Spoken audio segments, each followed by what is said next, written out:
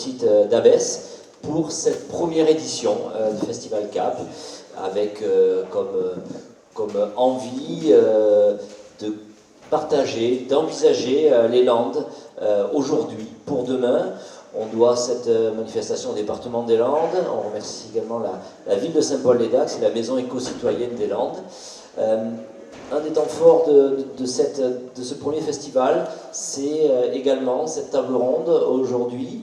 On va rentrer dans le vif du sujet. Table ronde qui a pour intitulé « Dessinons le territoire de demain ». On a la chance, et je le remercie, d'avoir avec nous Gilles Boeuf, qui est biologiste, universitaire, professeur au Collège de France et ancien président du Muséum d'histoire naturelle. Bonjour Gilles Boeuf. Vous allez intervenir durant cette première demi-heure pour poser le cadre, j'ai envie de dire, et nous donner des éléments de réflexion sur les piliers de la transition. Essayer de balayer un peu tout ce panel. Et derrière, nous allons avoir une table ronde avec plusieurs spécialistes que vous connaissez bien parce qu'on l'a préparé depuis de longues semaines ensemble pour engager le débat. Gilles Boeuf, je vous laisse détailler un petit peu les objets de vos études et le constat que vous faites de la situation aujourd'hui. Merci beaucoup d'abord de la légitimité que j'ai à parler de ça cet après-midi avec vous. Comme disait mon ami, moi je suis universitaire, professeur des universités, à Sorbonne Université. J'ai dirigé 10 ans un gros laboratoire d'océanographie opérationnelle en Méditerranée, dans un petit village catalan qui s'appelle Banyuls-sur-Mer, où le climat est très impacté beaucoup en ce moment. Je suis allé ensuite j'ai présidé ce jardin des plantes, ce muséum d'histoire naturelle. Des musées comme ça, il n'y en a que 3 au monde. Hein. Il y a la Smithsonian aux États-Unis, et à égalité Londres et Paris. Ce sont les plus grandes collections au monde d'histoire naturelle. Alors l'objet c'est quoi? Ça peut être un fragment d'os de néandertalien, un papillon, un coquillage, un cristal de quartz, une fluorite ou un vieux fossile hein, du Précambrien. Et pendant très longtemps on se demandait finalement à quoi ça sert tout ça. Vous allez voir en fait parce que la question qui nous turlupine toujours est la même. Qui sommes-nous, nous les humains? D'où venons-nous hein? C'est une question lancinante, je pense que nos amis dans les grottes des Hésites-Tayac, il y a 50 000 ans, se posaient la même question. D'où venons-nous? Qui sommes-nous? Et où allons-nous? Alors, où allons-nous pour un scientifique? J'ai mon ami Christophe, là, que j'admire beaucoup, qui est un de nos excellents climatologues. C'est une question un peu récente, parce que l'État français ne demandait pas à ses chercheurs publics de faire de la prospective beaucoup avant les années 2000. Ça a commencé vers les années 2000 à peu près. C'est maintenant dans votre travail, dans votre contrat de travail avec l'État, chercheur public, on va vous demander un peu de la prévision sur l'avenir, parce que il se passait des choses. Hein. Et c'est un métier auquel on n'était pas tellement préparé à l'époque, donc on s'est formé depuis, maintenant ça fait 25 ans, et vous allez voir que, avec Jean Jouzel, par exemple, qu'on connaît bien tous les deux, on écrivait des choses en 2000-2002, qu'on imaginait pouvoir se produire, sur des bases scientifiques, bien évidemment, pour 2050. Et ça se passe aujourd'hui. 2021, 2022, 2023, des années vraiment très exceptionnelles. Alors on se pose un peu la question, mais finalement, ça va très vite tout ça. Qu'est-ce qui se passe? Pourquoi ça se produit? Et ça nous inquiète, bien sûr, évidemment, ça nous préoccupe. Alors vous allez voir que je suis quelqu'un de farouchement anti-catastrophisme. Ça sert à rien, j'en ai marre d'entendre des catastrophes partout. On en vit. Hein. On arrête de s'apitoyer sur notre sort, on réfléchit pourquoi elles se sont produites, et on fait quelque chose. La pire des actions, ça serait l'inaction aujourd'hui, hein, dans les changements que l'on vit à l'heure actuelle. Et je suis encore moins dans des situations, effectivement, de collapsologie. On nous avait dit, écoutez, oui, attendons. Comment voulez-vous séduire nos jeunes ou nos fans à nous avec des histoires comme ça hein? Il faut absolument qu'on soit... Alors, sur de la science, et je vais le hurler une seule fois, la science n'est pas une opinion. Elle est ni de droite, ni de gauche. Écoutez nos hommes politiques à l'heure actuelle. Hein. Ils écoutent tous les jours. Je crois que aucune base technique et scientifique disent n'importe quoi. Puis quand on voit le niveau scientifique en France, qui n'est pas en train de s'arranger en ce moment, c'est un petit peu inquiétant. Alors, on va réfléchir un petit peu à tout ça. On s'arrête, on réfléchit. Je suis très proche de quelqu'un que j'admire intensément, il s'appelle Edgar Morin. J'ai encore dîné avec lui il y a quelques semaines. Edgar il est né le 8 juillet 1921. Il a eu 103 ans, il y a quelques semaines. Et Edgar disait au président Macron, il pensait, et je suis également très proche de Boris Cyrulnik, c'est les deux vieux monsieur qui sont très proches, des gens que j'adore et que j'admire, tous les deux sont effarés. par ce qui se passe en ce moment en Europe. Ils me disent jamais notre vivant on imaginait, ils ont vécu hein, la résistance, la Gestapo, ils ont vécu la Seconde Guerre mondiale, et de revoir ça en Europe, l'Ukraine en ce moment, et puis la Russie, les a totalement bouleversés, bien évidemment. Il disait aussi, mon ami Edgar, chaque fois que l'humain revient à la barbarie, ce sont les femmes et les enfants qui trinquent en premier, et ça n'a pas changé. Vous allez voir comment on va passer de sciences très fondamentales, de biologie moléculaire très fondamentale, de physique, à des questions éminemment humaines. Tout à l'heure, on discutait avec Christophe, c'est ce qu'on aime beaucoup dans nos discours scientifiques. On fait de la science, hein, on ne trahit jamais la vérité scientifique, on ne donne pas des opinions. Je vous en raconter 3 ou 4 anecdotes, vous allez voir, qui sont assez fabuleuses. J'ai envie, en fait, aussi de vous émerveiller. L'émerveillement de la vie. Quand j'ai eu terminé mon travail au muséum, on m'a proposé de rentrer au ministère. C'était pas mon truc. C'était la COP 21. Et j'en avais marre de voir ces COP. 20 COP sur le climat, on n'avait jamais parlé d'océan. Moi, au départ, je suis quand même très océano. Eh bien, le principal régulateur du climat, c'est l'océan. On va en parler un petit peu. Hein. Ici, on parle beaucoup de Saint-Paul-et-Dax, on ne parle que de la forêt. On ne parle pas tellement. On parle du littoral, mais pas de la mer ouverte. On a les deux ici. Oui, absolument. Vous allez voir que c'est là que ça se passe. Hein. Donc, parler d'océan, c'est extrêmement important. Et j'acceptais de devenir le conseiller scientifique à l'époque de la COP 21 pour la France sur 3 sujets. L'océan. Et c'est la première fois dans le rapport de la COP où on parle d'océan. Donc on est en décembre 2015. Deuxième sujet, le vivant. Là, avec mes amis climatologues aussi, on en discute depuis pas mal de temps. Franchement, qu'est-ce qu'on s'en fout que le climat change sur la Terre s'il n'y a pas la vie? Rien à cirer, en fait. Et dans la vie, bien sûr, il y a l'humain avec ses activités économiques, bien entendu. Et le meilleur régulateur du climat qui change, ben c'est le vivant, on va le voir sans arrêt. Je n'ai pas d'exemple à vous raconter. Le climat qui change trop vite affecte les vivants, mais ce qu'on oublie, c'est que le vivant qui s'en va affecte le climat en retour. Donc ça marche dans les 2 sens, en fait. Et le troisième sujet, c'était les femmes. J'en ai marre qu'on parle de ces questions. Il y avait jamais, les femmes n'avaient jamais voix au chapitre. Et quand vous regardez, effectivement, moi j'étais ébloui par les Africaines, durant la COP 21, les Tchadiennes, les Ougandaises qui venaient à la COP 21 nous parler de leur perception en Afrique du changement climatique et aussi de l'effondrement du vivant et aussi bien sûr des solutions qu'elles avaient pour répondre à cela. Extrêmement pertinentes, intelligentes. Et ce qui m'a beaucoup bouleversé dans ma vie aussi, c'est que je suis beaucoup allé en Afrique. On va parler du climat, on va parler de l'eau bien sûr. Hein. Je veux dire une seule fois, tous les êtres vivants, du coronavirus 19 à l'humain, nous sommes faits d'eau liquide. Ne l'oubliez jamais. C'est pas fait pour laver sa bagnole. C'est une molécule qui est beaucoup trop rare, beaucoup trop intéressante. Alors, il y a des tonnes de littérature sur l'eau, la physique, la chimie de l'eau, merveilleux. Toute petite molécule ultra banale en apparence, H2O, 2 hydrogènes. L'hydrogène, c'est l'élément le plus simple de l'univers. Hein. N'oubliez jamais une chose quand on parle de physique et de chimie, ces lois sont universelles. Elles étaient là bien avant que la vie n'apparaisse. Les lois de la physique, c'est les lois universelles, on calcule les problèmes de gravitation universelle, ça depuis toujours. Le rôle de la température, on va en parler beaucoup de la température. C'est quoi la température? Ça paraît d'une banalité incroyable. Je prends un thermomètre, alors en général on mesure sur une dilatation d'un liquide comme de l'alcool ou du mercure. Hein. Le thermomètre, une température. Vous allez voir que c'est la clé même de tous les systèmes. En fait. Tous les chimistes savent que quand on augmente de 10 degrés en fait, une température, on multiplie les vitesses de réaction chimique par 2. Q10 égale 2. Vous allez voir que le vivant est à peu près comme ça, mais pas toujours comme ça. Et c'est la clé du système. Alors pourquoi la vie sur la Terre? Parce que l'eau, il est sous forme liquide. Elle a 3 états, cette eau, elle est magique. Hein. La glace, hein, en dessous de 0 degrés Celsius, au-delà de 100, la vapeur d'eau, au-dessus des océans, des lacs, des rivières. Et puis quand vous faites bouillir vos nouilles aussi, vous avez de la vapeur d'eau qui s'élabore. Hein. Et puis l'eau liquide. Alors la Terre avait 2 avantages. Sa taille et sa distance par rapport au Soleil était idéale pour y maintenir l'eau, pour une grande partie de l'eau liquide. Et la vie est apparue là, dans ce milieu particulier, en fait, cette eau liquide. Et ça, je pense qu'on l'a oublié. On a oublié qu'on était vivant, en fait. Moi qui me suis occupé beaucoup des Jeux Olympiques aussi, là, depuis 2016, je travaille avec eux pour faire des jeux les plus vertueux possibles. J'ai vu ces jeunes filles qui, à 19 ans, à la saison de la route, se font les 2 jambes sectionnées. Durée de vie des femmes en France en ce moment, là, c'est 85 ans, ce matin. Je vais vivre 66 ans sans jambes, elles ont une pêche. Elles ont un espoir sur le vivant, une envie de vivre, pas le désespoir. Hein. Alors c'est là qu'il faut qu'on aille chercher, nous, effectivement, et bien sûr, de l'imagination, de l'envie, de l'émerveillement, de l'envie de faire comme elles. Alors je parle de femmes parce que j'ai une jeune fille qui me racontait qu'elle avait perdu ses 2 jambes dans cet accident de la route. On a discuté il y a 15 jours, le dimanche, avec les gens du CC Foot. Ah, ces gamins qui jouent au foot, ils sont aveugles. Mais vous imaginez ce que ça peut être? C'est une fille qui me racontait, je ne peux pas lever le bras plus haut que ça, elle a un handicap très profond. Cet effort-là me demande une énergie incroyable.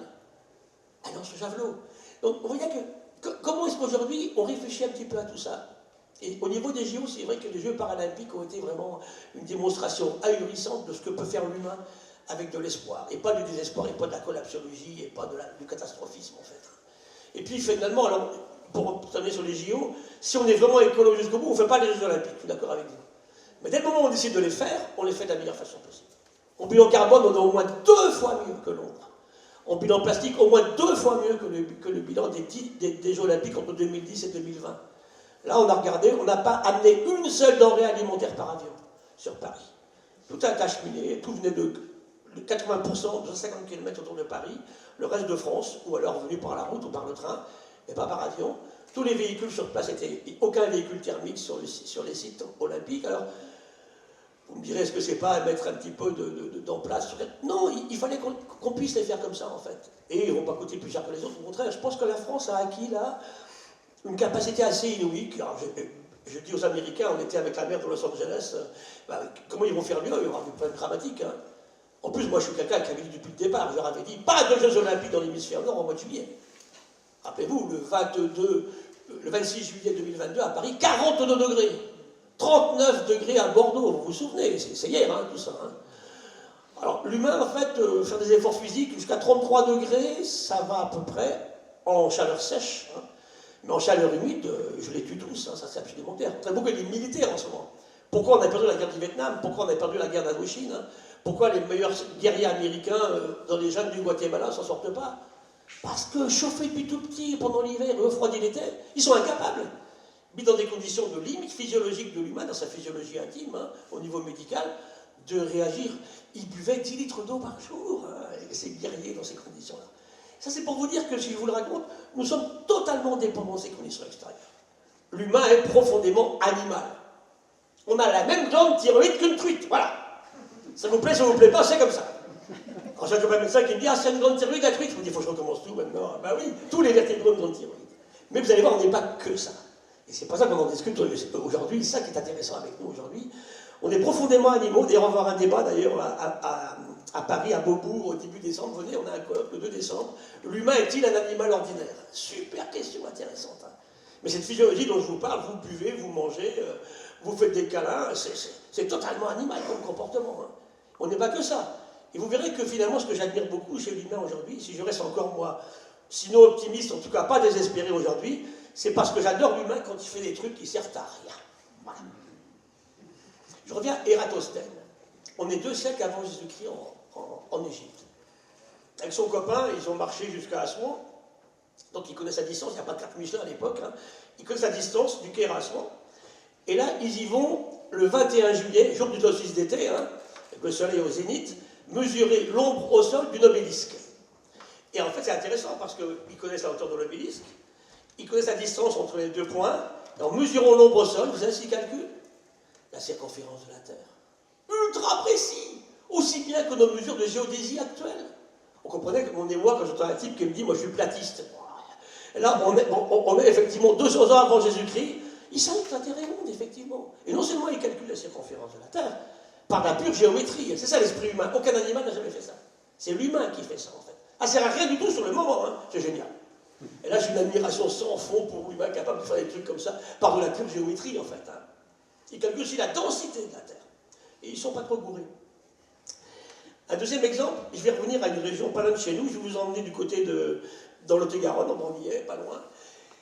On est en mai 1864. Une météorite géante explose au-dessus de Toulouse à ce moment-là. Comment? Dans le Lot. Oui, bon. Et qu'est-ce que j'ai dit? Lot-et-Garonne. Ah oui, le Lot. Et donc, c'est un petit village qui s'appelle Orgueil, vous irez voir sur la carte. Et cette météorite, elle explose, et puis il y a un brave paysan dans un champ qui fait un truc que j'aurais jamais fait aucun animal. Il ramasse un morceau de la météorite.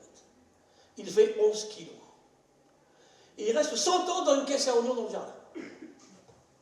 Et puis des randonneurs au début de ce siècle, c'était en 2002-2003, qui passent par là. T'as vu ton caillou? C'est pas un caillou ordinaire, c'est une météorite. Ah ben oui, le grand-père l'avait ramassé. Tu me la donnes? Et il finit chez nous, Christophe, rue Buffon, entre la mosquée et puis la gare d'Austerlitz, devant les plus puissants outils qu'on ait aujourd'hui en géochimie, qui s'appellent des nanosondes. Et là, grâce aux isotopes du chrome, on date ce caillou. C'est moche comme tout. Quand vous connaissez son âge, vous en pleurez. Il a l'âge de la Terre et du Soleil. Ce caillou vient du concert initial d'explosion, effectivement, de cette météorite, quand la Terre sort du Soleil et puis commence à s'installer.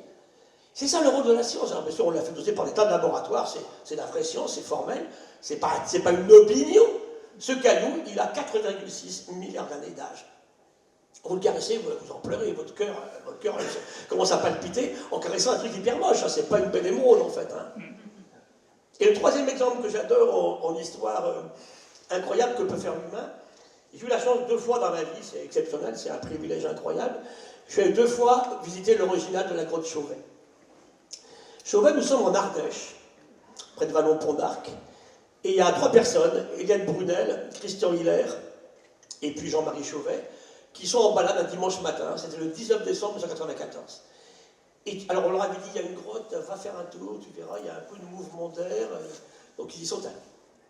Elle est très belle, géologiquement c'est une très belle grotte, ils marchent en 800 mètres, il y a des stalagmites par terre là, et sur chaque stalagmite il y a un crâne d'ours. Alors un crâne d'ours sur un stalagmite c'est possible, mais pas un crâne d'ours pour chaque stalagmite. Ça c'est une signature humaine, il n'y a que l'humain qui fait des trucs comme ça, d'aller prendre des crânes et les mettre sur les stalagmites. Ils vont jusqu'au bout, ils font super attention parce qu'ils sont quand même très prévenants. Il y a un professionnel, Jean-Marie Chauvet, travaille à la DRAC à Lyon. Les autres sont des spéléos amateurs en fait. Hein. Ils ressortent, et c'est Hélène qui me l'a raconté, la femme, encore une fois, je mets beaucoup les femmes en avant. Elle lève les yeux, et là, sur une stalactite qui descend, il y a 2 traits rouges. Et prononce ces mots magiques, ils sont venus. Ils retournent et ils tombent sur les merveilles de Chauvet. J'avais des images, mais on ne peut pas les passer, c'est pas grave, vous irez voir ce soir Chauvet. Donc et vous avez des ours incroyables, vous avez des chevaux. Il y a plus de rhinocéros dessinés à Chauvet que dans toutes les grottes ornées de la planète Terre. Parce que l'humain ne dessine pas beaucoup encore à cet âge-là. On est vers 37 000, 36 000, 38 000 ans. En fait, ils avaient un avantage à l'époque pour nous. Ils s'éclairent avec une torche de pain, hein, vous connaissez bien les pains ici, ils l'écrasent sur la paroi de la grotte, le charbon bois tombe par terre. Ça, c'est ultra facile, vu l'époque, à dater au carbone 14. 35 000, 36 000, 37 000 ans. Lascaux, c'est que 20 000, hein, c'est que 20 000, Lascaux. Ils sont que 2 pigments à Chauvet. Le rouge, l'oxyde de fer, et le noir, qui est du charbon de bois. Donc super bien facile à dater. Alors que le noir de Lascaux est beaucoup plus compliqué, c'est du manganèse. On n'a pas les vraies techniques physiques pour dater du manganèse comme ça. Et donc, ils font ces dessins dans cette grotte, en fait, des lions avec des pupilles incroyables. Alors, vous en pleurez, parce que qui dessine comme ça? Et puis, deuxième question, un peu abrupte, à quoi ça sert de faire ça? À quoi ça sert? Dans une grotte que personne n'ira voir, au fond d'un vallon paumé, en plus, ils font des dessins, ils peignent par-dessus. Même beaucoup avec les enfants aujourd'hui, pour voir les comportements des préhistoriques. Je dis à ma petite fille, je lui dis, voilà, dessine-moi un rhinocéros, hein, faire un rhinocéros. Il dit, écoute, moi j'en veux un autre. Bon, donne-moi une autre feuille. Eux, non, ils ne prennent pas une autre feuille, ils dessinent par-dessus le rhinocéros. Il y en a un qui relève la tête, c'est le premier dessin animé de l'histoire, en fait, il relève la corne. C'est ça, en fait, que j'admire chez l'humain. Ça sert absolument à rien. Dans leur tête, ils l'ont fait pour quelque chose. Il y avait du chamanisme, des pratiques, bien sûr, ésotériques, mais n'empêche qu'ils sortent ça. Et qu'est-ce qu'on dit à nos gamins aujourd'hui? Faites des écoles aujourd'hui pour faire des trucs qui vont servir à quelque chose. Ne va pas faire des machins qui ne servent à rien, c'est pas possible. Pensez à tout ce que vous avez fait depuis ce matin qui ne sert à rien, mais qui vous a apporté du bonheur ou du plaisir. Les câlins du matin, je vais être pelurette qu'on a fait assez de mômes, hein. On les fait quand même, c'est génial, les câlins du matin. Et tout est comme ça, en fait, aujourd'hui. Vous voyez que c'est là-dedans, vous allez voir que mon propos ici, là, pendant le temps qui m'est donné, c'est de vous faire changer vos mentalités, là-dedans. Vous donner envie de vous émerveiller aussi. Et pour revenir au vivant, donc il faut revenir à l'histoire de la vie, en fait. Alors qu'est-ce qu'on a? On n'a pas de fossiles aussi anciens, à 4 milliards d'années, on a des fossiles à 3,9. On n'a pas les fossiles. On a des traces d'activité biologique dans les sédiments, on aime beaucoup faire ça au muséum, et on a des signatures de carbone organique. Et le carbone, il est fabuleux. Hein. L'atome incroyable, le carbone. Hein. On est tous faits de carbone, hein, partout, nos charbons, tout. Et puis, c'est le diamant. C'est le diamant. Donc ça veut dire que le même atome est capable d'avoir des des formes incroyablement différentes. Pour l'instant, c'est quand même le minéral le plus dur que l'on connaisse. J'ai vu qu'on a fait une synthèse récemment, un carbone encore plus dur que le diamant, avec un réseau moléculaire incroyable. C'est impossible à casser, c'est d'une dureté, une résistance à l'histoire des temps. Hein.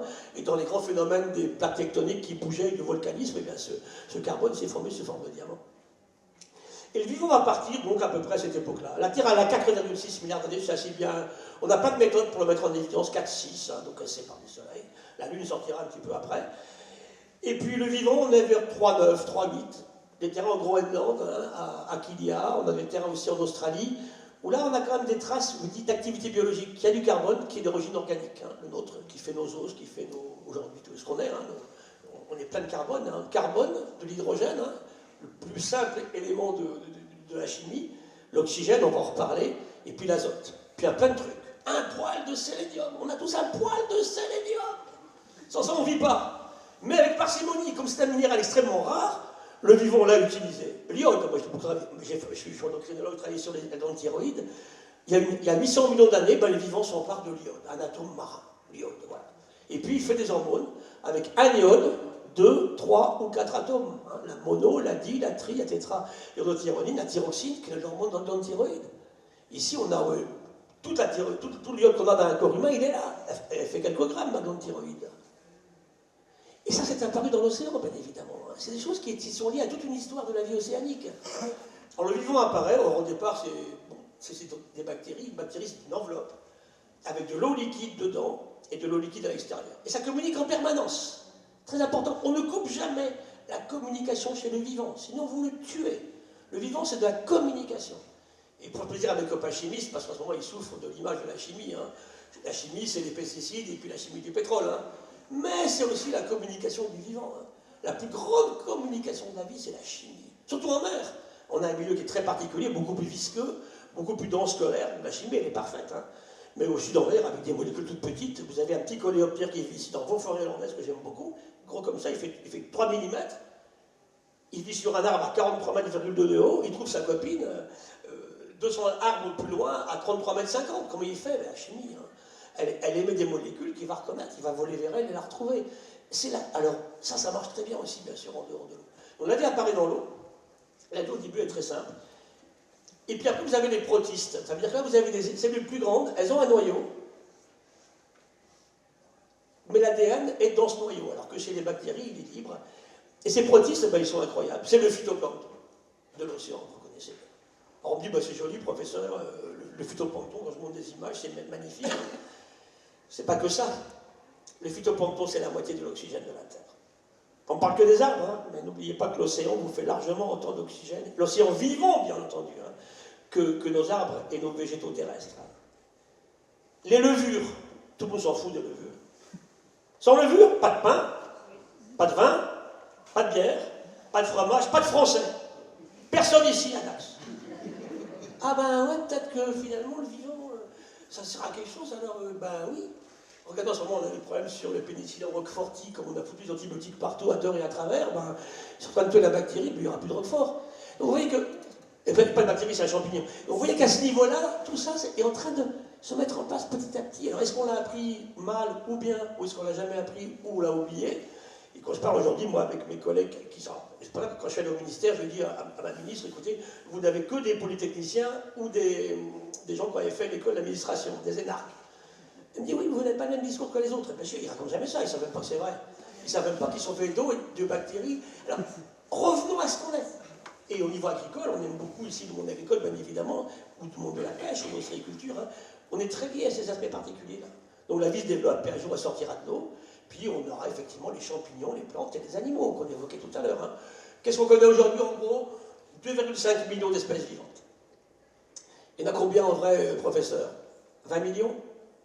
Et je regarde en fait combien on écrit chaque année sur notre boulot au musée, on est payé pour ça. Hein. On écrit à peu près entre 16 000 et 18 000 espèces nouvelles par an. Elles ne sont pas apparues à ce moment-là, hein, mais on ne les avait pas encore trouvées, en fait, c'est ça qui se passe. Hein. Ce qui veut dire qu'au rythme actuel de description, il nous faut 1000 ans. 1000 ans pour décrire ce qui vit avec nous aujourd'hui dans l'océan et sur les continents. On n'aura pas le temps.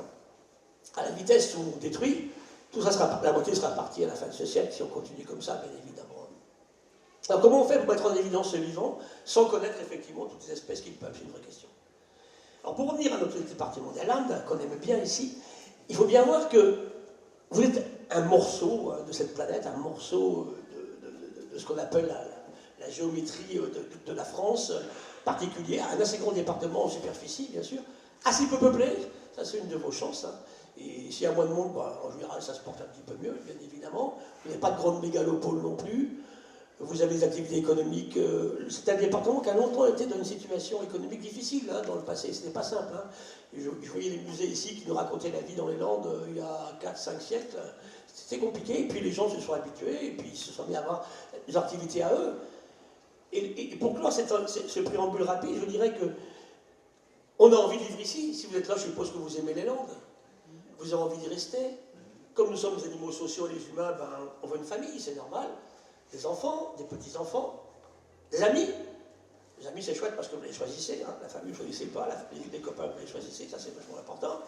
Et vous créez de l'emploi. Hein, dans cette économie capitaliste où on vit, là, on a beau en parler, moi, je ne verrai pas la fin du capitalisme, et vous non plus. Donc, pour l'instant, on fait avec. Et je ne dis pas qu'il ne faut pas l'améliorer. Hein. Le libéralisme, c'est une catastrophe. Pour ce que je raconte là, ici, bien sûr. Hein. Eh bien, il faut réussir ça sans détruire les landes. Et sans détruire des endroits où d'autres habitent, dont on utilise les ressources pour alimenter les landes pour notre économie. Voilà. La clé globale, c'est ça aujourd'hui. Comment est-ce qu'on fait? Ce qui veut dire qu'il faut nous pencher sur notre histoire, en fait. Hein. Et nous, on va partir avec Tara. En fait, on est en septembre 2009. On quitte le port de l'Orient. Et c'est là que les scientifiques, on voulait recréer à l'époque, moi j'étais au comité du CNRS à l'époque, on voulait recréer l'histoire du Beagle de Darwin. On voulait refaire un bateau et reséquencer tout ce qui était vivant, en fait, en faisant un tour du monde. On a mis 4 ans à faire un tour du monde, 2009-2013, mais le bateau n'était pas très confortable en faisant un Beagle. Donc on a racheté un bateau qui appartenait à un très grand navigateur que j'adore, qui s'appelle Jean-Louis Etienne, qui avait créé Antarctica, une goélette en alu, avec laquelle il avait fait la dérive arctique, un petit peu pour les années 2000, 2004, 2006. Il fait sa dérive arctique, puis après il n'a plus de sous, il n'y a plus de mécènes. Vous voyez Jean-Louis qui va effectivement permettre à des gens de venir payer pour faire un tour avec son bateau, il est désespéré, alors là c'est pas possible, quoi. Il n'est pas fait pour faire ça. Donc le bateau est perdu, il le vend. C'est une histoire à vous raconter comment ça marche. Hein. Il le vend à Peter Blake, qui est le génie de Nouvelle-Zélande. Un des plus grands marins du monde, c'est le Tabarly néo-zélandais, hein, Peter Blake. Il a gagné le premier trophée Jules Verne. Hein. Moi, j'étais à Brest quand il arrivait dans cette brume du soir d'octobre, là, ce premier trophée avec ce bateau. Et puis, il achète donc Antarctica. Et il se fait assassiner sur le bateau, sur l'Amazone, au Brésil. Et là, encore une fois, comment avance l'histoire? Des gamins sont montés à bord, ils ont 15-16 ans. Ils ont des Kalachnikov. Bon, ils sont montés sur le bateau, lui c'est un grand gaillard, il fait 2 mètres, il est super gentil. Alors il dit, bon écoutez, arrêtez de déconner les jeunes et tout. Il prend le truc. Le gamin lâche la rafale, il le coupe en 2. Et voilà comment tout va se mettre en place comme ça pour très longtemps. Et donc, le bateau est maudit, il va pourrir 3 ans dans le port de Camaret-sur-Mer à la pointe bretonne. Et c'est là donc qu'Agnès B va venir le chercher hein, et nous le racheter. Et elle le débaptise pour la Tara. C'est quoi Tara? Vous savez ce que c'est Tara? C'est une bonne histoire aussi, ça. Et les générations qui connaissent mon histoire, là. Tara, c'est le nom de la propriété dans Autant on emporte le vent. Le retour à la maison, après la guerre de sécession, en fait. Donc, elle achète Tara. Comment ça coûte? On peut sur 5 millions d'euros par an.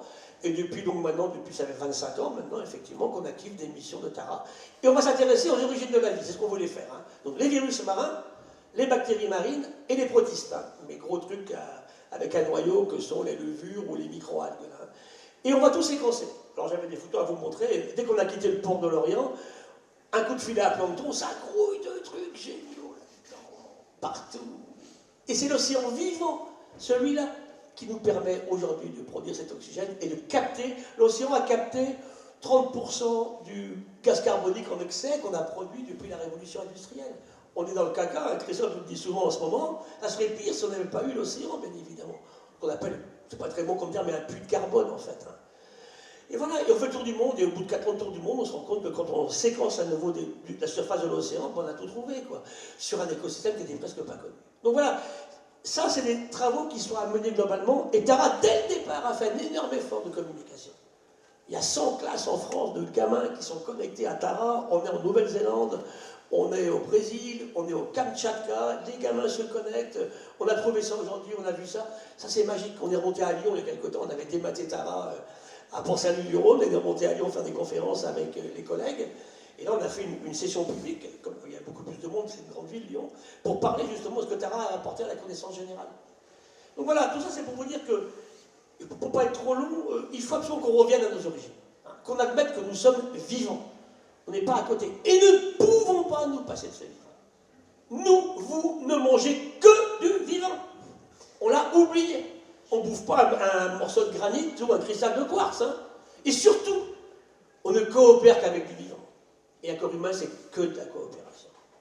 Quand on est revenu avec Tara, au début, quand on a fait les séquençages, on a regardé comment ça se passait. On a séquencé du plancton. Et puis on a séquencé aussi un intestin de bébé humain à la naissance. C'est superbe. On a un tiers de gènes en commun avec le plancton. Quand vous mangez une banane, vous la mordez. Alors, je ne vais pas aller vous dire, demander la permission à la banane avant de la mordre, je ne vais pas jusque-là, hein, mais elle vous On n'a pas le temps.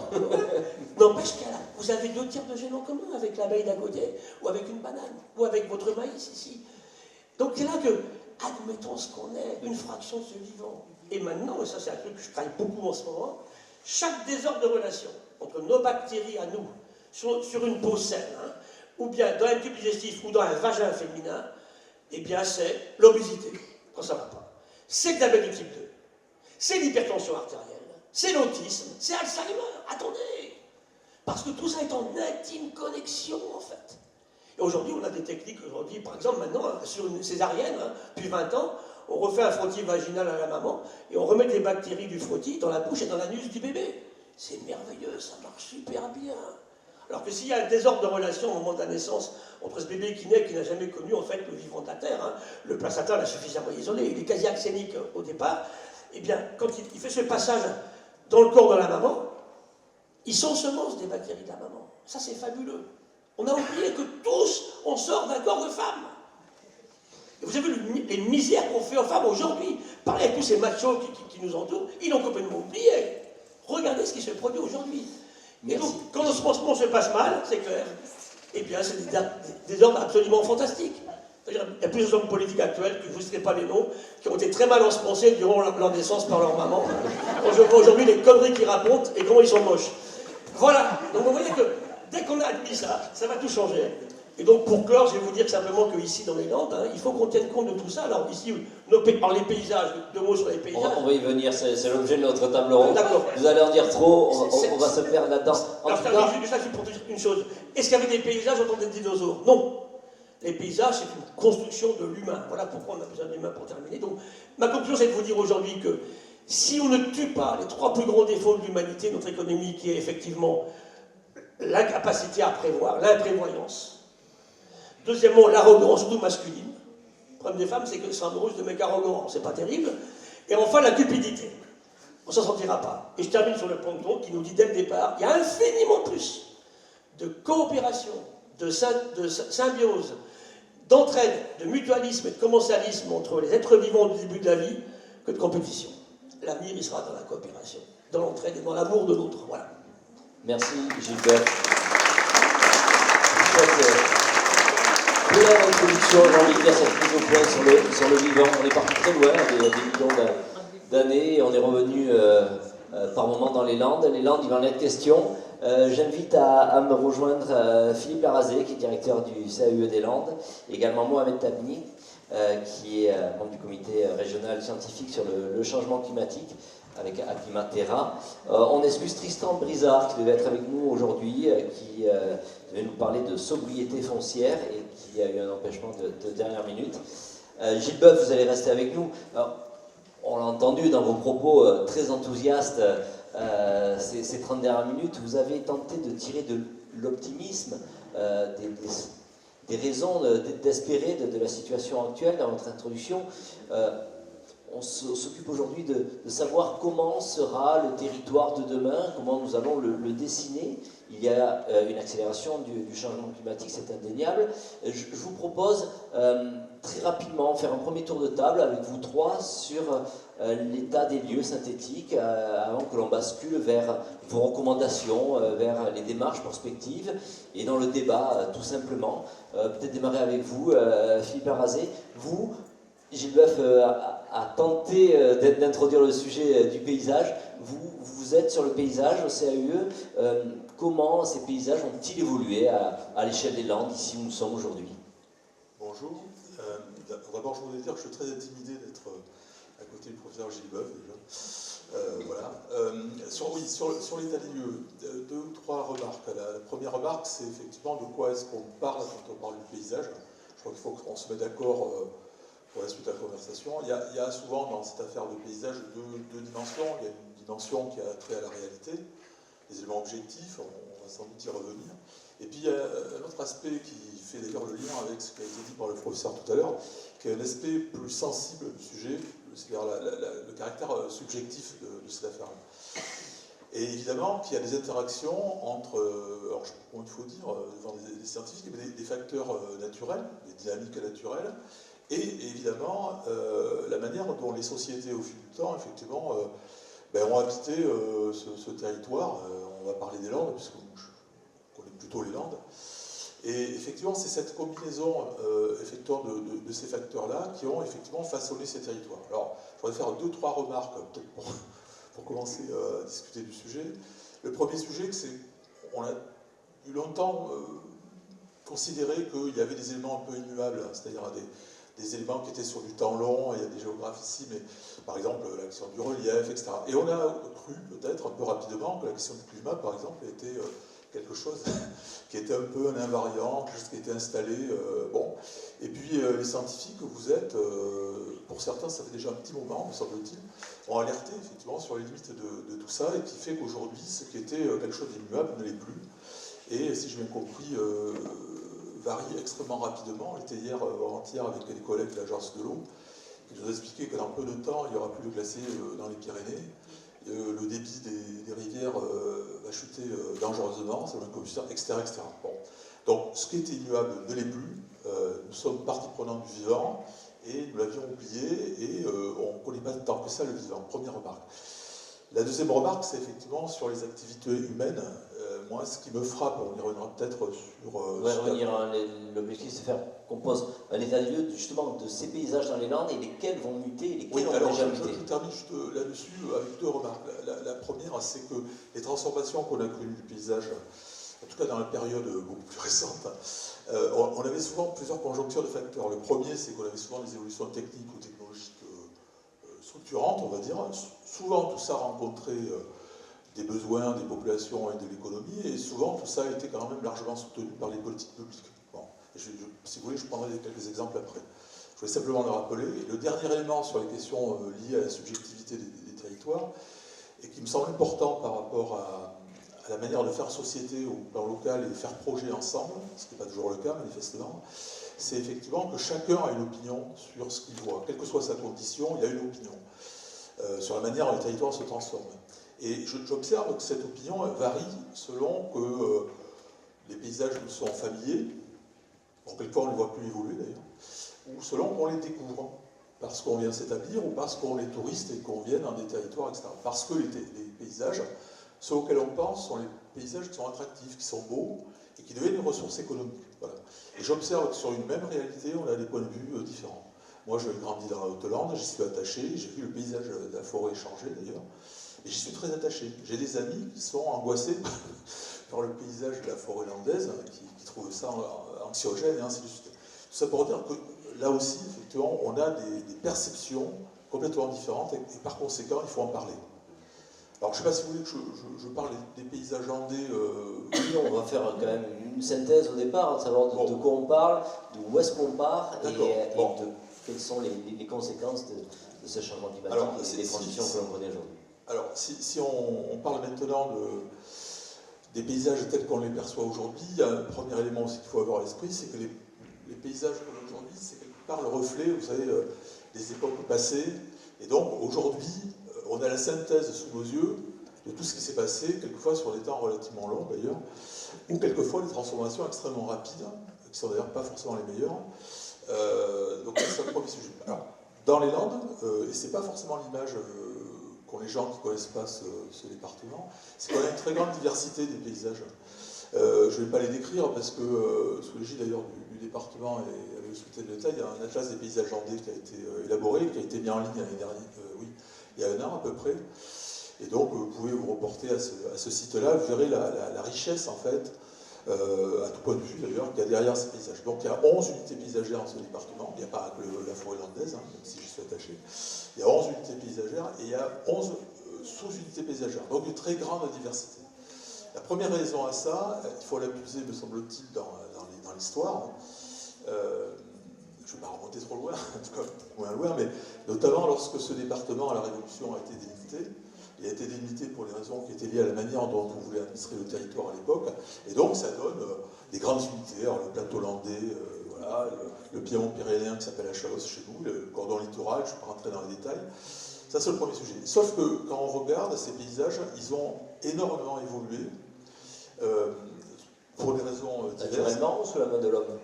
Alors, en tout cas, moi, ce que j'en connais, c'est plutôt ce qui s'est passé sous la main de l'homme, mais sans doute que les scientifiques contrediraient. 2-3 exemples, quand même, là-dessus, parce qu'on l'a sous les yeux, mais on l'a peut-être oublié. La première grande transformation, qui était la combinaison de ces évolutions techniques, de ces innovations techniques, des besoins de l'industrie, ou des débuts de l'industrie à l'époque, et de volonté, en tout cas, de politique publique, c'est quand même la sylviculture dans l'Haute-Lande. Enfin, ça paraît évident, mais si ça s'appelait la Lande, c'est parce qu'autrefois il y avait la Lande. C'est parce qu'autrefois il y avait les marécages, hein, et qu'à un moment donné, on avait du mal à vivre dans ces territoires-là, et donc les ingénieurs de l'époque, le génie rural, etc., ont dit, ben, on peut résoudre ce problème-là, on va assainir, on va planter les pins, et il se trouve qu'il y avait une économie à l'époque qui avait besoin de résine, si je m'ai compris, qui avait besoin de bois, au début de l'industrialisation, les chemins de traverse chemins de fer, les poteaux-de etc. Et en l'espace de 50 ans, toute l'économie et le paysage, mais aussi la société locale, a été transformée par cette combinaison. C'est un premier exemple. On a ça sous les yeux, on a un peu l'impression que ça, pour certains en tout cas, que ça a toujours existé, pas du tout. Alors je dis ça parce que c'est un lien avec ce qui va se passer à l'avenir, c'est qu'il est possible aussi d'agir à l'avenir, puisque là on l'a fait. Voilà, de façon, bon. Je vais faire un saut dans l'histoire pour... Il y a peu de départements comme les Landes, justement, qui ont eu ces paysages qui ont évolué de manière drastique ces 100 dernières années. Moi, je ne suis pas géographe, mais j'ai l'impression que c'est quand même quelque chose d'assez extraordinaire et qui a très fortement marqué, y compris la sociologie de ce département, y compris les rapports sociaux et ainsi de suite. Donc c'est quand même... Bon, je vous invite, pour ceux qui n'auraient pas fait, à aller visiter Marquès, évidemment. Mais donc l'aspect aussi culturel, effectivement, est extrêmement important dans ce dont on parle aujourd'hui. Voilà. Je voudrais juste faire un saut dans l'histoire pour revenir à une période qui a été une période de profonde transformation d'à peu près tous les secteurs de nos vies. C'est la période de l'après-guerre, vous savez, c'est cette période qu'on appelait les 30 glorieuses. Je ne suis pas sûr qu'elles étaient glorieuses, je ne suis pas sûr que ça a duré 30 ans, mais au moins une vingtaine d'années, là, du milieu des années 50, jusqu'au milieu des années 70, là, où on a eu des transformations extrêmement fortes et puissantes après les drames de la Seconde Guerre mondiale. Et donc, on est intervenu là-dessus sur un certain nombre de sujets. Le premier, qui est toujours en débat, enfin, qui est de nouveau en débat, c'est la question de la mutation du secteur agricole, hein, avec, à l'époque, des besoins qui étaient ceux de la société de l'époque, etc. Et l'agriculture, notamment productiviste, qui a été mise en place parce qu'on avait besoin de nourrir, etc., les gens. Et je vais y aller rapide, mais on a un peu transformé nos territoires en fonction des débouchés et des enjeux qu'il y avait dans la production agricole à l'époque. Et évidemment que cette affaire-là a modifié la manière de vivre dans les campagnes, hein, bien sûr. Hein. On est passé de paysans, grosso modo, à l'exploitant agricole, pour le faire bref. On a déménagé une bonne partie de la population dans les villes. Voilà, et on a évidemment modifié nos paysages. Je vous dis ça parce que ça questionne aussi par rapport à l'avenir. Deuxième exemple, pour faire bref, la question du tourisme, c'est un volet extrêmement important dans ce territoire. On a connu deux époques, une époque où on avait un début de tourisme plutôt élitiste, hein, enfin, au début du siècle, l'entre-deux-guerres, au Segor, hein, la cité des sports élégants, je crois qu'on appelle ça comme ça. Donc les choses qui étaient extrêmement mesurées, bon, bref. Et puis effectivement, dans les années 60, parce que croissance économique, on a démocratiser la voiture, par exemple, hein, voilà, la 4 chevaux, la 2 chevaux et la 4L. Bon, on a fait les routes, le corps des ponts a reconstruit la France. Les distances sont donc allongées. Et on a dit il faut que les gens ils puissent se reposer, etc. Et on a développé y compris le tourisme social. C'est un sujet qu'on connaît bien dans ce département, parce que l'État, je reviens aux politiques publiques, a dit on va accueillir notamment, alors après l'anglo-océan, la mission Racine, pour ceux qui connaissent, ici on a eu la mission interministérielle d'aménagement de la côte Aquitaine, et donc on a dit on va fabriquer des stations balnéaires nouvelles, sur des préceptes qui étaient d'ailleurs pour l'époque assez innovants. Hein. C'était Philippe Saint-Marc, hein, qui était le premier patron de la MIACA, et on a essayé d'inventer des micro-villes nouvelles qui étaient destinées à accueillir les gens. Bon, là aussi... Quelques exemples pour les Landais. Alors Moliès, Port d'Albret, dans les Landes, mais Lacanau en Gironde, et ainsi de suite. C'est l'idée que l'État planificateur des années, fin des années 60, début des années 70, avec de brillants hauts fonctionnaires, ont dit, bon, il faut, d'un côté, il faut développer l'industrie, de l'autre côté, etc. Et chez nous, il faut aussi accueillir les gens, comme ça, se reposer avec le tourisme social. Bon, et donc, on a fait des villes nouvelles. Deuxième exemple, je m'arrête après. Trois exemples, parce qu'on va sans doute y revenir, c'est l'urbanisation et la croissance exponentielle de l'urbanisation sur une très courte période, notamment sur cette période-là, avec quand même 2-3 éléments qu'il faut garder à l'esprit. Le premier élément, c'est l'industrialisation, notamment des matériaux de construction, enfin, c'est le ciment, le béton, l'acier, etc. Avant, on construisait localement avec des matériaux locaux, et ça fait patrimoine architectural, hein, on est dans la Haute-Lande ou ailleurs. Là, on a pris la distance par rapport à tout ça parce que les besoins étaient massifs, donc on a industrialisé les matériaux. Ça a un impact sur le paysage urbain, c'est tout à fait évident.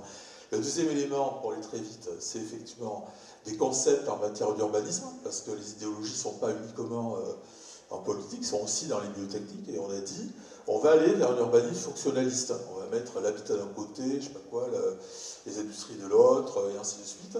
Et donc, comme en plus on pouvait facilement se déplacer avec des véhicules, ben, on a étalé les villes, d'autant qu'on a promu dans les années 70 l'habitat pavillonnaire, hein, la maison sur la parcelle, celui dont on parle aujourd'hui. Et le dernier élément, dans cette période-là, je le rappelle, c'est le passage de société à la consommation, hein, la grande distribution par exemple, avec des équipements commerciaux qui ont été totalement modifiés. Hein, ce sont les zones commerciales qu'on a en entrée de ville, dont on pourrait d'ailleurs reparler en termes d'impact sur le paysage. Bon voilà, donc tout ça, ça s'est transformé finalement en l'espace de quoi moins de 30 ans, de toute façon, et je m'arrête là. Et aujourd'hui, on est encore sur cet héritage-là, parce que ce développement-là, il avait besoin d'espace, et donc il a consommé beaucoup de foncier, ce foncier dont on redécouvre aujourd'hui qu'il est nécessaire à la vie, ce qui se passe sous nos pieds, hein, dans le sol, et aussi qu'on aura besoin encore de se nourrir et de préserver ou restaurer le vivant. Voilà, je m'arrête là, mais pour balayer très rapidement. Non, c'est important que vous démarriez par les paysages, parce que justement, c'est cette modification des paysages qui a derrière répercussion sur l'eau, sur l'usage que l'on a de la ressource en eau. Et là, vous allez intervenir, M. Davny, parce que c'est votre domaine avec Matera. Dans quel sens? Qui de l'œuf ou de la poule, j'ai envie de dire? Dans quel sens les dérèglements, en tout cas les transitions se sont accélérées, qui ont fait qu'aujourd'hui, on a des soucis de paysage qui se transforment, de sobriété foncière, et on a aussi des soucis de gestion de la ressource eau. Oui, merci. Donc le décor a été bien planté concernant les modifications rapides qui touchent à la fois la surface, donc la géodiversité, et qui touchent le vivant, la biodiversité telle qu'elle a été abordée par M. Gilles.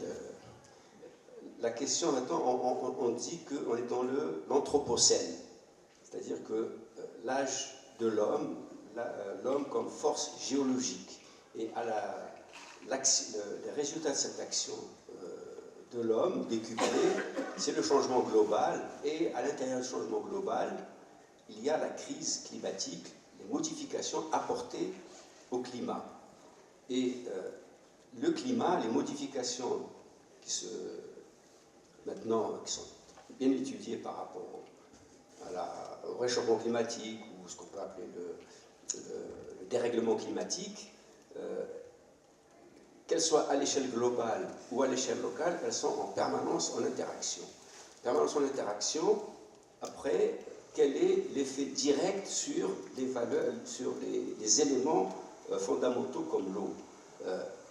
Si on veut résumer de manière très simple, l'augmentation de la température mondiale depuis la première phase de la révolution industrielle, c'est plus 1,4 degré par rapport à la température moyenne de la France, 1,2 degré par rapport à la température moyenne à l'échelle planétaire. Et les répercussions se font d'abord sur le grand cycle de l'eau. Il y a une accélération du grand cycle de l'eau, puisque à chaque augmentation d'1 degré de la température moyenne, il y a une capacité de l'atmosphère à absorber l'humidité de plus 7%. Donc, accélération, c'est-à-dire que vous avez plus d'évaporation, plus d'instabilité de l'atmosphère et des phénomènes donc, de redistribution et de régime de redistribution des précipitations et la saisonnalité qui vont être bouleversés. Donc on aura beaucoup plus de phénomènes dits extrêmes à travers des précipitations orageuses violentes, très concentrées dans le temps, des phénomènes de transfert au cours d'eau très rapides et donc des montées avec des risques d'inondation, soit par débordement, mais aussi par le ruissellement direct. Et ceci est également en relation avec la transformation des paysages. Le cycle de l'eau il est accéléré parce que l'infiltration lente dans les sols et ensuite vers les nappes elle se fait de manière beaucoup plus difficile et le ruissellement l'emporte largement sur l'infiltration.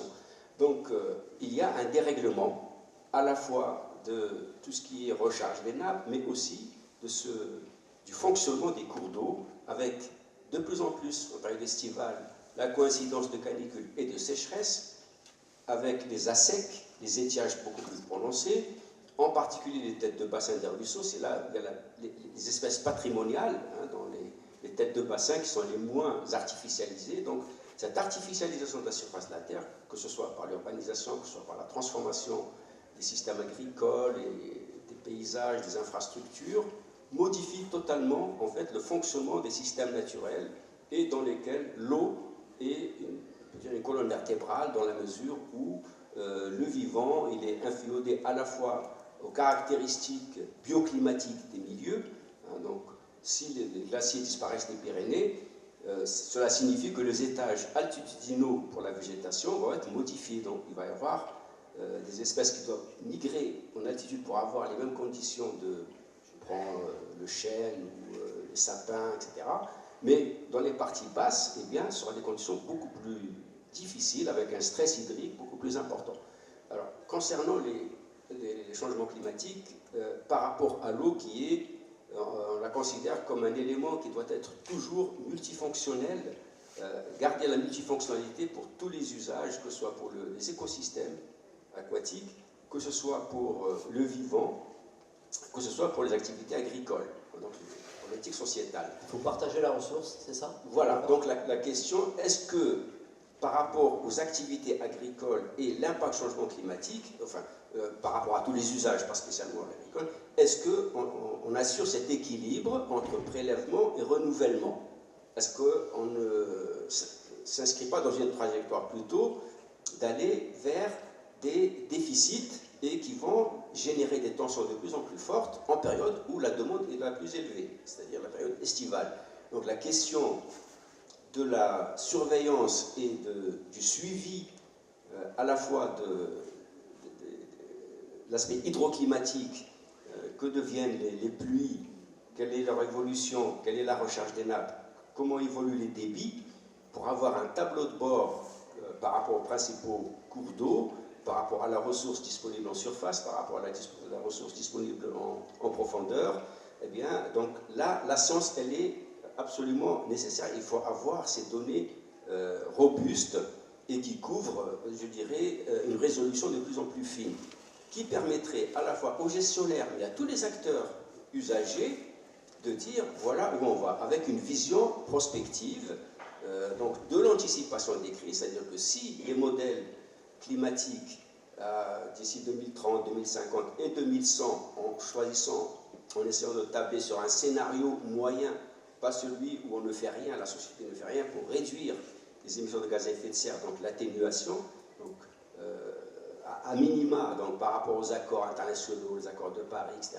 de limiter à 2 degrés maximum en 2100, on se projette dans une trajectoire de stabilisation ou de réduction. Eh bien, il faut avoir ces outils pour dire en 2030 quel sera le déficit prévisible, et donc qu'est-ce qui sera disponible à distribuer pour l'eau potable, pour l'agriculture, l'industrie, l'énergie. Et c'est la base, je dirais, de la question de la gouvernance, de la gestion cohérente de l'eau et de la question du partage. Voilà, dans une optique de résilience, c'est-à-dire de permettre un renouvellement permanent des usages, d'anticiper les crises et de ne pas arriver à une situation où on est au pied du mur, où les décisions peuvent être extrêmement brutales, parce qu'il faut les prendre à un moment donné, et ça laissera des personnes sur le bord de la route, je veux dire des acteurs économiques ou autres. Voilà, donc l'arbitrage, il ne peut pas se faire au détriment du vivant, des écosystèmes aquatiques. On se dit, bon, c'est quantité négligeable, d'abord l'humain, c'est ce qu'on a tendance à faire, à travers les débits réservés aux cours d'eau, etc. On atteint beaucoup trop souvent le débit de crise, hein, le fameux, alors qu'on devrait toujours rester au débit d'objectif étiage, c'est-à-dire avoir un écoulement qui évite l'eutrophisation, qui évite l'élévation de température, qui maintient l'oxygène dans l'eau, etc. Donc cet arbitrage et la place du vivant, je dirais, dans le cycle de l'eau, comme disait Gilles, donc si on détruit le vivant, eh bien, ça va contribuer à encore dégrader plus le climat, c'est-à-dire à lui donner cette dimension beaucoup plus négative par rapport aux impacts sur Terre et donc par rapport aux sociétés. Merci pour cet état des lieux, ce premier état des lieux sur quel usage nous allons faire de la ressource. On a vu également avec M. Larazé l'évolution de ces paysages. Pour faire, on avait prévu un troisième volet aujourd'hui avec Tristan Brizard sur la sobriété foncière. C'est le troisième maillon, le troisième axe où aujourd'hui il faut trouver un consensus pour qu'on aille vers des lendemains meilleurs, en tout cas qu'on enraye un peu la machine qui part dans le mauvais sens. C'est ça, Gilles Boeuf? Alors vous savez qu'on a élaboré une loi qui donne des boutons aux maires de France en ce moment, je comprends, qui s'appelle la loi ZAN, zéro artificialisation nette. Alors quand on a... Bon, moi j'étais de ceux qui avaient lancé en 2016 la loi, donc ça va vous intéresser, c'était effectivement restauration de la biodiversité. On admettait qu'on avait fait du mal. C'est la première fois qu'au niveau de l'État français, on admettait qu'on avait fait des bêtises. Restauration de la biodiversité et des paysages. Et j'avais insisté beaucoup pour que les paysages soient marqués. Moi, j'essaie aujourd'hui qu'il n'y a pas un seul mètre carré en France dans lequel l'homme n'a pas eu d'influence sur quelque chose. Tous nos paysages aujourd'hui sont... Même on remonte, même l'Amazonie, on travaille beaucoup en Guyane. L'Amazonie n'était pas l'enfer vert qu'on a toujours décrit. Il y avait des gens qui y vivaient et qui avaient cultivé de façon intelligente l'Amazonie. Donc la sobriété, elle est là. La loi ZAN, c'est zéro artificialisation nette. C'est sur un chiffre très, très net. Aujourd'hui, on perd, depuis une quarantaine d'années, tous les 7 ans, on perd la surface des Landes. Voilà, en artificialisation. Un département français, je prends les Landes qui est un grand département. Alors on s'est dit, c'est normal. Et puis c'est là que justement on ne réfléchit pas aux aspects sociaux. Prenez le cas des Gilets jaunes. On est en novembre 2018. Nicolas Hulot a quitté le ministère. Il avait dit, faites pas n'importe quoi en partant. Et moi je m'étais battu pour que le mot écologie disparaisse du ministère. Pour moi c'est une énorme bêtise d'appeler un ministère de l'écologie, parce qu'il faut un ministère de la physique ou de la géographie. C'est une science, l'écologie, c'est la science des relations entre les êtres vivants. Et donc, il m'avait écouté, c'était devenu le ministère de l'Environnement, de l'Énergie et de la Mer. Très bien, ça marchait. Nicolas Hulot prend le ministère, et puis là, il est écologiste, par contre, c'est une grosse différence, et donc il relance un ministère de l'écologie et de la transition solidaire. Ce qui va d'ailleurs faire une anecdote assez intéressante, un lapsus au Premier ministre, à l'époque, à Philippe, qui le présente un jour, juste avant qu'il parte, Monsieur Nicolas Hulot, ministre de l'écologie et de la transition solitaire. Alors, j'ai vu mon Nicolas baisser la tête, et puis il est parti un mois après, quand Salamé l'a énervé là, sur le matin à la radio.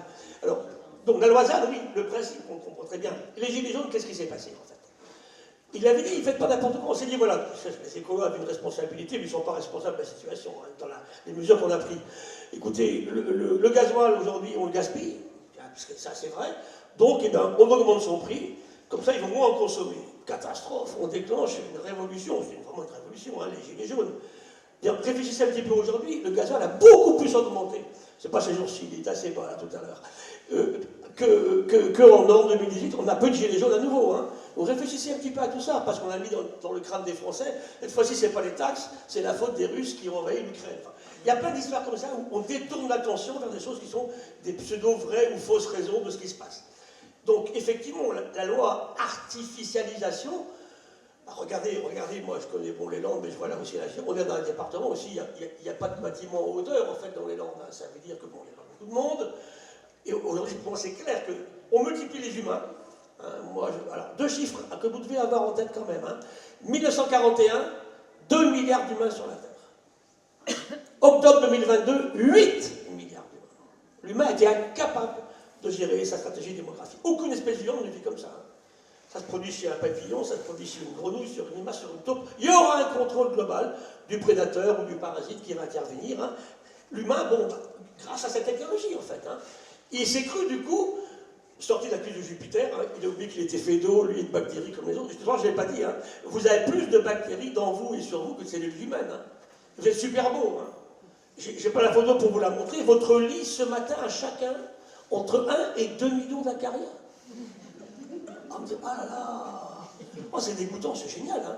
Ils mangent vos cheveux, vos poils, les cellules de la peau que c'est des squames pendant la nuit. Alors ça, c'est comme ça à Polytechnique, ils encaissent. Allez, là, bon, ça c'est quoi un acarien, on ne sait pas ce que c'est. Et puis, alors, un petit garçon de CM2, comme quoi il faut les voir les petits aussi, j'adore. Hein. Je montre ma photo, alors, en 20 mètres carrés, des acariens dans un lit humain chaque matin, c'est plein de poils, des épines. Ça n'a pas des beaux yeux bleus avec des grands cils. Hein. C'est des petits machins géniaux, moches comme tout, mais géniaux, hein, avec des poils et des épines. Il me dit, mais alors, quand je me lève faire pipi la nuit, que je reviens au lit, j'écrase mes acariens. Et non, ils sont trop petits. Et à tel moment où j'ai réussi à convaincre un petit garçon que de ne pas écraser des machins aussi moches, c'est bien, là, on lance les prémices de ce qu'on pourrait faire, justement, sans désespérance, hein, vis-à-vis des jeunes pour nous aider. Donc, tout est là. Donc, le ZAN, c'est ça. Parce que les sols, en fait, on marche dessus. Hein, invité un jour mon ami Marc-André Sellos, on connaît aujourd'hui dans les sols de la Terre 2 fois plus d'espèces que dans tout l'océan. Hein, un sol, c'est 2,5 tonnes de bactéries à l'hectare, 3,5 tonnes de micro-champignons. Qui les connaît? Presque personne. Et c'est ça qui fait la richesse d'un sol. Et la diversité par rapport au paysage, c'est important. Hein. Alors la Loisane, moi, elle ne marche pas auprès des maires, parce qu'en plus, elle est mal foutue, hein, je le reconnais moi-même. C'est qu'aujourd'hui, les maires qui ont fait des efforts et qui ont fait attention dans les années écoulées, là, sont pénalisés par rapport à ceux qui ont fait tout et n'importe quoi. Ça, c'est pas normal. Ça, je comprends le désespoir de mes amis qui sont effectivement les édiles des villes. Comment est-ce qu'on fait? Comment on artificialise? Comment je vais augmenter la surface de ma commune en bâti? Ce qui est clair, si vous voulez, au niveau des villes, sur des grands principes, il faut qu'on construise en hauteur. Hein. Il faut mettre plus d'humains. Aujourd'hui, on est les 3 quarts des humains dans les villes, ça va être 90% demain. Donc il faut construire en hauteur, jusqu'à où on peut aller. Hein. Et puis, ben, c'est des milieux particuliers. Hein. D'ailleurs, contrairement à ce qu'on pense, une ville, c'est pas nul en biodiversité. Hein. Les oiseaux, ils adorent parce qu'il y a plein de hauteurs. Les petits, il n'y a pas de grands rapaces pour les bouffer, il y a peu de prédateurs. Il fait chaud toute l'année. C'est bien plus chaud dans Paris en hiver qu'à Orly. Hein. Quand je venais à Orly, maintenant je suis en train, il n'y a plus besoin d'avion. Hein. On voit une différence de température. Et puis, il n'y a pas rien pour les bouffer. Les moustiques, ils adorent le métro de Paris. Hein. Le moustique, il a fait chaud toute l'année. Il n'y a pas d'hirondelles pour les bouffer. Et vous avez des mètres cubes de sang humain à pomper. C'est magique. Et ils se sont installés. On a de nouvelles espèces de moustiques apparues dans les métros. Ça, c'est super intéressant à raconter. Donc, la Loisane, c'est ça. Comment aujourd'hui on accompagne au niveau du foncier? Il nous faut des lois, bien sûr. Aujourd'hui, il faut qu'on arrête de supprimer ces surfaces agricoles aussi importantes. Hein. Il faut garder des zones humides, parce qu'on ne l'a pas assez dit, mais moi, je m'accroche avec certains syndicats paysans qui me disent qu'une zone humide ne sert à rien. Une bassine en plastoc, c'est pas une zone humide, hein. D'accord. Hein. Une zone humide, il y a des oiseaux, il y a des grenouilles, il y a plein de trucs dedans. Ensuite, effectivement, il nous faut de la forêt. Il faut garder la forêt plus ou moins sauvage, bien évidemment. Et puis un littoral en bonne qualité. Et puis l'océan, il faut qu'on arrête de le contaminer. Donc c'est ça le système, c'est au niveau du foncier une sobriété. Comment est-ce que l'humain s'installe? Et puis je finirai sur des aspects très économiques que vous connaissez mieux que moi. Hein. On parlait de Cap-Breton tout à l'heure, ou de Lacanau. Le maire me dit, bah écoutez, aujourd'hui, moi mes jeunes, à l'île de Ré, les jeunes qui sont saisonniers ne peuvent pas se loger l'été, quoi. Parce qu'effectivement, les tarifs ont... Le Parisien qui vend un appartement minable de 50 mètres carrés à 1 million peut s'acheter un château chez nous, ici, dans la région. Hein. Et du coup, les pauvres malheureux qui travaillent chez nous toute l'année sont privés de ces terrains. Donc il y a un gros travail à faire sur le foncier, là vous avez raison. Puis ce qui est clair, c'est qu'il faut arrêter de tout détruire au fur et à mesure, comme on l'a fait là. Comment est-ce qu'un jour on réfléchit collectivement à tout ça? C'est très difficile au niveau social. Et pour terminer, c'est sur l'histoire de la montée du niveau de la mer. Hein. Aujourd'hui, la mer monte 6 fois plus vite. Il y a une quarantaine d'années, 6 fois plus vite, c'est pas de la rigolade. Hein. La mer s'était arrêtée de monter, il y a 20 000 ans, elle était beaucoup plus basse, 120 mètres plus bas, on l'oublie quand même. Hein. Elle a monté beaucoup, elle montait pas mal au moment où l'humain a commencé à inventer agriculture et élevage, il y a 12 000 ans à peu près, puis ça s'était arrêté. Mais là c'est reparti, parce qu'effectivement, pourquoi les grands glaciers, on l'a dit, partout ils font, des glaciers continentaux bien sûr. Hein. L'expansion de l'eau de mer plus chaude, elle prend plus de place. Et puis ce qu'on oublie, c'est les pompages dans les nappes très profondes. Hein. Aujourd'hui, on pompe de l'eau à 1000 mètres, alors pas tellement en France, mais en Tunisie ou en Inde, c'est-à-dire qu'on va chercher de l'eau dans la nappe, dans la croûte terrestre, qui ne serait jamais allée à l'océan en fait. Hein. On la prend et nous on la crache dans l'océan. Donc tout ça mis bout à bout explique que ça monte très vite. Et ça, on ne va pas l'enrayer tout de suite. Donc c'est là qu'il faut dire aux gens. Alors je termine sur les îles, en fait, on leur dit, ben, retirez-vous du trait de côte. Ça peut marcher à Lacanau, à l'île de Ré, ils arrivent de l'autre côté. Hein. Alors là, professeur, effectivement, qu'est-ce que je fais, comment je fais? Et puisque nous, on est prêts à ce que notre argent public serve à payer des infrastructures pour défendre des biens privés, je ne crois pas. En plus, franchement, les digues, ça ne sert à rien. Hein. Les digues, il faut oublier. On va faire des digues ici à Lacanau, ou bien en face ici de Mimizan. Ça ne fait pas de bout. Hein. On a l'océan ouvert avec un fait pas possible en face. Donc comment on fait sur le tiré du trait de côte? Puis surtout, eh bien, on réfléchit à toutes ces implications sociales qui sont essentielles. Et là, on ne parle pas sur des époques aussi longues que ça. Hein. 1 ou 2 générations. Hein. Il faut vraiment qu'on tienne compte de ce qui se passe aujourd'hui. Christophe, il en parlait beaucoup mieux que moi. Ça, même nous, scientifiques, on me dit, ouais, je me rappelle des serments politiques, les scientifiques exagèrent. C'est pas notre boulot. On n'a aucune envie d'exagérer. On est même surpris, nous, par la vélocité à laquelle ça se passe. Donc là, écoutez, on s'arrête, on prend les bases scientifiques qu'on a, la politique, laquelle, et moi je suis de ceux qui pensent que l'écologie scientifique n'est pas l'apanage que des écologistes. Tous les partis politiques doivent faire de l'écologie scientifique. 3, les citoyens. Les ONG, les sciences participatives qu'on évoquait, et 4, les entreprises. Parce que dans le monde dans lequel on est, si elles ne prennent pas ça à bras le corps, ils ne s'en sortiront pas. On ne s'en sortira pas. Et je vous assure qu'il y en a beaucoup qui ont compris que le business est foutu. Si on laisse le climat dérailler complètement, les vivants s'effondrent. Pour aller dans la continuité de votre optimisme général, quand on vous entend, vous trois, on a l'impression qu'aujourd'hui, pour que ça fonctionne, il faut que les démarches soient concertées. C'est ça l'enjeu. On a parlé d'eau, on a parlé d'emprise foncière, on a parlé de paysage. Philippe Larrazé, c'est pertinemment quelque chose qui fait que on va aller de l'avant quand on parle de prospective. En parlant de prospective, on va partir du constat, celui que vous avez fait, et vous êtes bien sûr partie prenante. On peut partir du constat des paysages. On part du paysage en premier. Alors, comment dire, nous, on ne considère pas le paysage comme l'objet à côté, si vous voulez, de sujets sérieux qui seraient ceux qui viennent d'être évoqués. On part plutôt de l'hypothèse que ces transformations dont on parle, parce qu'on a bien compris, hein, on est dans un moment charnière, d'où l'intérêt de faire un détour par l'histoire, parce que dans l'histoire, on a connu des grands changements aussi. On a été capable de changer. Bon, aujourd'hui, il faut qu'on change. Il faut qu'on change de manière de produire, la manière d'habiter. Vous parliez du ZAN qui a des répercussions évidemment en matière d'urbanisme. Il faut qu'on se déplace différemment, il faut qu'on décarbone l'économie, etc., etc. Donc, je pense sincèrement qu'on en est capable. On en est capable à la condition, naturellement, que, alors vous avez raison de le rappeler, c'est qu'on fasse le poids du savoir et qu'on écoute les gens qui ont des choses étayées et sérieuses à nous dire, c'est-à-dire les scientifiques. On ne pourra pas procéder à ces changements si la société ne se met pas réellement en mouvement, enfin c'est une évidence de dire ça, les citoyens en passant par les entreprises, etc. Et cette question est d'essence politique, si je puis dire. Bon, première remarque. La deuxième remarque, c'est que toutes les politiques dont on parle et qui sont emboîtées du niveau international, les traités internationaux, les stratégies nationales pour la biodiversité, etc., tout ça, à un moment donné, ça déboule, si je puis dire, sur des confettis, quoi, qui sont les territoires dans lesquels habitent des gens, qui font société. Il y a des agriculteurs. Dans les campagnes, il y a de plus en plus de non-agriculteurs.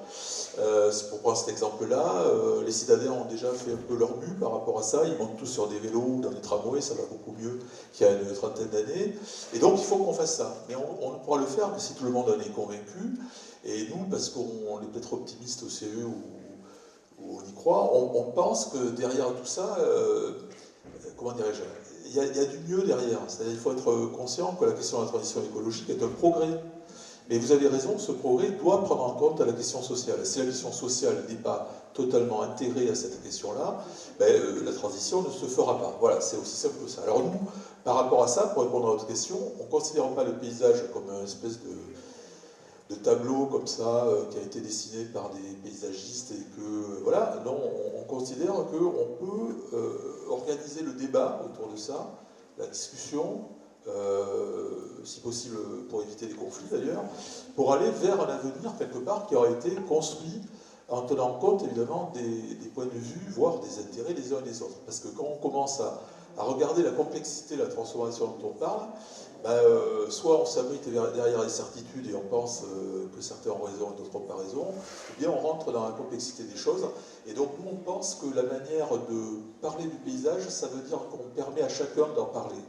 De dire ce à quoi on est attaché, de dire à ceux qui vont avoir une implication sur le paysage, notamment la transformation économique, etc., comment ça va se traduire concrètement dans le cadre de vie des gens. Et peut-être qu'on peut sortir de ce qu'on a connu par le passé avec des paysages qui sont des résultantes, vous savez, des espèces de situations subies localement, si je puis dire, pour construire quelque chose qui va vers un projet qui est effectivement un cadre de vie qui est acceptable par tout le monde et qui correspond à un progrès. Donc nous, on plaide pour ces démarches-là, pour ce qu'on appelle les plans de paysage, qui est un outil qui avait été inventé dans les années 90 après la première loi sur le paysage, et qui a été redécouvert depuis notamment la loi de 2016, je crois, voilà, et dans lequel, notamment ici, les pouvoirs publics, que ce soit l'État ou le conseil départemental d'ailleurs, soutiennent l'élaboration de ce genre de choses, parce que ce n'est pas une procédure, c'est pas une norme, c'est pas la juxtaposition de normes et avec des gens qui le subiraient. C'est une manière de construire un projet collectif qui correspond à un changement, quelque part, de société. Voilà, c'est ça qu'on essaie de défendre. On est meilleur aujourd'hui dans l'analyse de ces chiffres, des données que l'on a, que l'on avait peut-être il y a 30-40 ans. Peut-être on en parle pour les paysages, mais aussi peut-être pour l'eau. Aussi, on a des experts qui nous donnent des données chiffrées, qui nous permettent d'asseoir un petit peu ce que disait Gilles Boeuf tout à l'heure, de savoir de quelle manière on va maîtriser la manière dont on vit sur la Terre. Oui, je dirais qu'en France, il y a un déploiement extrêmement important d'entités et d'organismes qui gèrent à multiniveaux. Hein. Si je prends les agences de l'eau, qui font... On dit notamment l'évolution de la ressource. Les grands bassins, les 6 grands bassins, qui regardent l'évolution, les potentiels actuels, la qualité de l'eau, et puis les projections à différents pas de temps. Hein. Donc, ils font des schémas directeurs d'aménagement et de gestion des eaux. À l'intérieur, vous avez les comités de bassin qui... Ça, c'est récent, ça n'existait pas il y a 30 ans. Non, ça a été institué par la loi de 1964, revue en 1992, et en 2007 avec la loi sur la LEMA, la loi sur le milieu aquatique. Donc, à chaque fois, il y a une réadaptation par rapport aux enjeux. Voilà. Et donc, les différents niveaux, en fait, coopèrent. Il y a des élus, il y a des usagers, les représentants de tous les acteurs, les collectivités territoriales, et jusqu'au niveau des établissements territoriaux de bassin, par exemple. Là, il y a une coordination qui se fait à la fois pour les besoins de la planification pluriannuelle, hein, donc de l'affectation des eaux et de leur évolution. Donc il y a toutes les données que produisent les DREAL, tous les centres toute l'instrumentation, on peut dire, et vous avez à un autre niveau des sous-bassins, des schémas d'aménagement et de gestion de l'eau, et enfin on arrive de plus en plus progressivement par rapport aux unités de gestion, comme on les appelle, à l'intérieur de sous-bassins cohérents, de définir un projet de territoire, en particulier le projet de territoire pour l'eau, le PTGE, mais déjà ce projet de territoire pour l'eau intègre l'impact changement climatique et les prévisions futures, donc ce qui va venir, donc pour ne pas arriver en fait pour anticiper les crises. Et la liaison avec, je dirais, la maîtrise ou la réduction des effets du changement climatique se fait également à travers les plans des PCAET, les plans climat, air, énergie territoriaux, mais qui sont encore orientés plutôt vers l'atténuation, la réduction des émissions de gaz à effet de serre, la réduction des consommations, pour ne pas aggraver en fait ce réchauffement. Mais la question de l'adaptation par rapport à l'eau, par rapport aux aléas qui seront générés des événements extrêmes, cela, ça nécessite une transformation profonde du système de production, de notre mode de vie, d'aménager le territoire, si on veut le rendre résilient et non pas gérer seulement les crises, gérer les catastrophes, c'est-à-dire attendre que ça arrive parce que bon, c'est inéluctable, il y aura des événements extrêmes qui sont porteurs de dommages très importants. Voilà. Et donc, pour l'eau, c'est la sécurisation de l'alimentation d'eau potable, c'est la sécurisation aussi de l'activité agricole, même si elle devrait être peut-être un peu moins déconnectée du marché international et plus nourricière donc, par rapport aux besoins du territoire, à travers les plans alimentaires territoriaux, il faut qu'elle soit quand même un petit peu...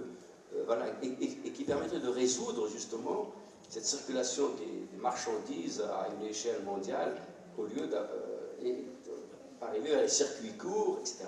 Et là-dedans, on retrouve aussi dans l'adaptation au changement climatique la fameuse la valorisation ou de ce qui est patrimoine, le patrimoine du vivant à travers les connexions, corridors écologiques, trames vertes et bleues, une espèce de continuum entre le milieu urbanisé et l'espace rural et les milieux naturels. Donc cette question de l'eau, pour revenir à la concertation, pour la concertation, il faut que tout le monde ait les mêmes cartes en main. Ça veut dire qu'on est au niveau du territoire, qu'on ait la situation des réserves en eau, et en particulier, qu'est-ce qui est disponible en été, période estivale, là où la demande est la plus forte, et là où il y a justement les risques de tension à travers les flux touristiques, la demande pour l'irrigation, on a plus besoin d'eau en été pour, je dirais, son confort, etc. Et la concertation à ce jour, en particulier pour la gestion de l'eau à l'échelle du territoire, elle est inachevée à mon sens, parce qu'elle ne concerne que les usagers directs. Dans les représentations, les citoyens du territoire qui n'ont pas un intérêt direct, je veux dire agriculteurs ou industriels, ils sont mal représentés, et cette gestion qui reste encore sectorielle de l'eau, elle pose un petit peu problème. Voilà. Même si elle est cadrée par le code de l'environnement, la réglementation, etc., les collectivités territoriales, comment dire, dans le droit de subsidiarité, comme on dit, elles ont à assurer l'alimentation en eau de manière permanente. Mais si on regarde la qualité de l'eau, par exemple, la dégradation de la qualité de l'eau, eh bien ça échappe aux collectivités. Les points de captage, maintenant les périmètres élargis, on a des tas de problèmes pour préserver la ressource en qualité, et donc ça fait monter les coûts de traitement dans les stations de traitement. Et là, on se retrouve face à une confrontation entre logique de production, de l'agriculture, traitement autorisé et molécules autorisées, y compris par l'Union européenne, et impact sur l'eau, impact sur la qualité de l'eau et sanitaire, et puis les traitements, etc. Et là, la concertation devrait aller beaucoup plus loin avec une mise en priorité, la santé humaine, bien sûr la santé des écosystèmes, on parle bien donc d'une seule santé, et la sécurisation pour les usages, mais à condition que l'intérêt collectif, l'intérêt général prime, fondamentalement. Et donc l'attribution des moyens financiers, des moyens matériels pour justement y arriver, doivent être sous le boisseau de cet intérêt général. Merci pour ces préconisations. Le temps court, il nous reste une petite dizaine de minutes pour parcourir, continuer de parler des Célandes de demain, des perspectives quelque part. Si on devait refaire cette table ronde dans 10 ans, vous aimeriez que l'on soit où? Dans les Landes, peut-être, ou en France de manière générale? Peut-être vous, Philippe Larrazé? Alors moi je ne sais pas de quoi demain sera fait, parce que précisément, demain est à construire, comme dit l'autre. C'est-à-dire que ce que je trouve intéressant... Oui, de vos voeux, qu'est-ce qui paraît, par rapport à l'urgence que l'on connaît aujourd'hui, qu'est-ce qui paraît mieux parti Alors il y a trois, bon je vais enfoncer le porte-vert, mais il y a au moins trois grandes questions qui se posent, celles qui viennent d'être évoquées au travers de la ressource en eau, de manière générale sur la question de la biodiversité, ce qui veut dire qu'il y a les questions qui se posent sur l'évolution de notre modèle agricole, enfin, ou en tout cas de la diversité des agricultures. Et je crois que ce travail, il a commencé. Alors certains diront qu'il va passer vite, mais bon, il y a quand même dans le spectre des hypothèses qui s'annoncent, tout n'est pas équivalent, on va dire ça comme ça. Et donc, effectivement, si on considère que les sujets dont on parle constituent des biens communs, il est normal que ces éléments soient débattus dans la société. Enfin, ça me semble normal. Donc, la première question liée aux ressources, à la biodiversité, il y a la question agricole. Il y a un deuxième sujet qui nous concerne avec évidemment le développement des énergies renouvelables. Vous savez qu'on a fait ce choix au plan national d'un mix énergétique. À un moment donné, tout ça n'est pas, tout ça n'est pas neutre. Tout ça va atterrir quelque part. D'ailleurs, ça a déjà commencé à atterrir. Et donc la question c'est, est-ce que ce qui va arriver sera accepté ou pas par les populations? On vient d'en parler. C'est un deuxième sujet. Le troisième sujet, c'est ce qui vient d'être évoqué, c'est le rapport à l'espace bâti. Aujourd'hui, on est encore une fois sur un modèle qui d'ailleurs, à l'échelle de l'histoire de nos villages, de nos villes, est un peu une parenthèse. Hein. La parenthèse de l'habitat pavillonnaire, il y avait des maisons individuelles, mais les maisons individuelles avec les densités qu'on a aujourd'hui, c'est des années 70 à aujourd'hui. Hein, si vous regardez la densité des... C'est plus possible aujourd'hui, même dans les Landes. Alors c'est plus possible, c'est bien le sujet, c'est bien le débat qui va devoir avoir lieu. On ne peut pas à la fois imaginer qu'il y a des logements vacants, par exemple, ou des bâtiments qu'on pourrait transformer, et en même temps continuer à grignoter les espaces agricoles ou forestiers, c'est le premier sujet. Par contre, il est vrai que dans les territoires qui sont les plus soumis à l'attractivité, à la pression démographique, pour prendre un chiffre, alors là pour le coup qui est local, pendant très longtemps on a gagné à peu près 5000 habitants par an dans ce département à la louche, il y a 10 ans, il y en a un peu moins aujourd'hui, 3500 à peu près par an, sauf que ces populations nouvelles, un sol migratoire, hein, viennent plutôt sur certains secteurs du littoral, et pas sur le reste. Donc il est bien évident que la question dont on vient de parler sur la sobriété foncière ne se pose pas du tout en même terme, selon qu'on est dans des territoires où la population stagne, et en cours on a de la chance, puisqu'on a quand même des campagnes qui restent vivantes, et ce n'est pas l'effet du hasard, et puis d'autres secteurs où il va falloir transformer la ville, d'aller vers des formes urbaines plus denses, et ces formes urbaines plus denses ne veulent pas dire une mauvaise qualité de vie. Il y a des tas d'exemples de villes partout, y compris en France, où on trouve parfaitement normal, et ainsi de suite. Je vais prendre un exemple. Un lotissement qu'on a construit dans les années 80, c'était 7 logements l'hectare, hein, bien des ratios comme ça. Les villages anciens que l'on connaît et auxquels on est attaché, c'est le double. Donc vous voyez, l'effort de densification, ça voudrait dire revenir sur les formes d'habitat qui sont celles qu'on a connues avant la parenthèse des années 70 et 30 glorieuses. Vous voyez? Donc moi, si vous demandez comment on voit les choses dans une société qui est capable localement de débattre de ça, qui est capable de faire des choix de modèles et qui considère le vivant comme une donnée essentielle, sans oublier la question sociale et économique, ça va sans dire, et avec la recherche d'une qualité de vie, et on pense que c'est tout à fait possible, voilà, tout simplement. Merci. Gilles Boeuf, même question. Est-ce que le bon sens ira de pair avec les bonnes pratiques? J'aimerais bien. En passant du bon sens paysan, des fois je le cherche. Certains oui, d'autres non. Il dépend un petit peu où ils se trouvent. Ça, deux choses importantes. Pour un évolutionniste comme moi, j'ai passé ma vie, depuis j'ai 8 ans, à travailler sur les mécaniques de l'évolution. Il y a eu des milliards d'espèces qui ont vécu sur la Terre. Aucune ne s'est adaptée au changement. On a tout vécu. Une terre gelée jusqu'au bout, un océan beaucoup plus brûlant que l'actuel, des volcans gigants. C'est des nains de volcans actuels. Avec ces volcans-là, il n'y a plus de vie. Donc ça veut dire que la vie est toujours là, depuis, on a dit, un peu moins de 4000 millions d'années. Donc ça veut dire qu'elle a trouvé des astuces pour s'adapter. Et c'est là que je dis souvent à tous les gens qui m'entourent, hein, J'ai vu les chefs d'État africains à l'époque, quand on voulait les signatures pour la COP justement 21 à Paris, on allait chercher les signatures des chefs d'État en Namibie, au Ghana, au Congo, dans des situations difficiles. Alors, il me disait justement, écoutez, vous nous demandez de nous adapter alors qu'on n'est pas responsable des changements qui ont été provoqués. Et ça, c'est vrai aussi. Mais ce qui est clair là, c'est que jamais aucun être vivant ne s'est adapté à un changement extérieur sans accepter de changer. On ne change toujours pas. Ça veut dire que ça, tout ce qu'on raconte là, tous ici dans la salle, mettez-vous dans le crâne que nous devrons changer de toute façon, pour qu'on puisse s'adapter. Et pour regarder sur une note optimiste, pour revenir aux Jeux Olympiques, c'était assez sympa.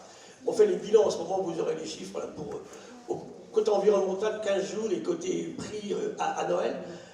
Le New York Times, qui est quand même pas très enclin à faire des papiers sympas sur les Français, le New York Times, eh bien, ils ont écrit, c'était le 18 août 2024, c'est absolument ahurissant, hein, de tête, ils écrivent voilà, les Français ont réussi durant ces Jeux, qui sont avec ces grandes écoles d'ingénieurs, ces fabuleux penseurs que sont les Français aujourd'hui, hein, dans leur formation au niveau mondial, avec le niveau artistique de l'histoire de la France, en emmenant les Parisiens hargneux à devenir les gens les plus gentils de la Terre.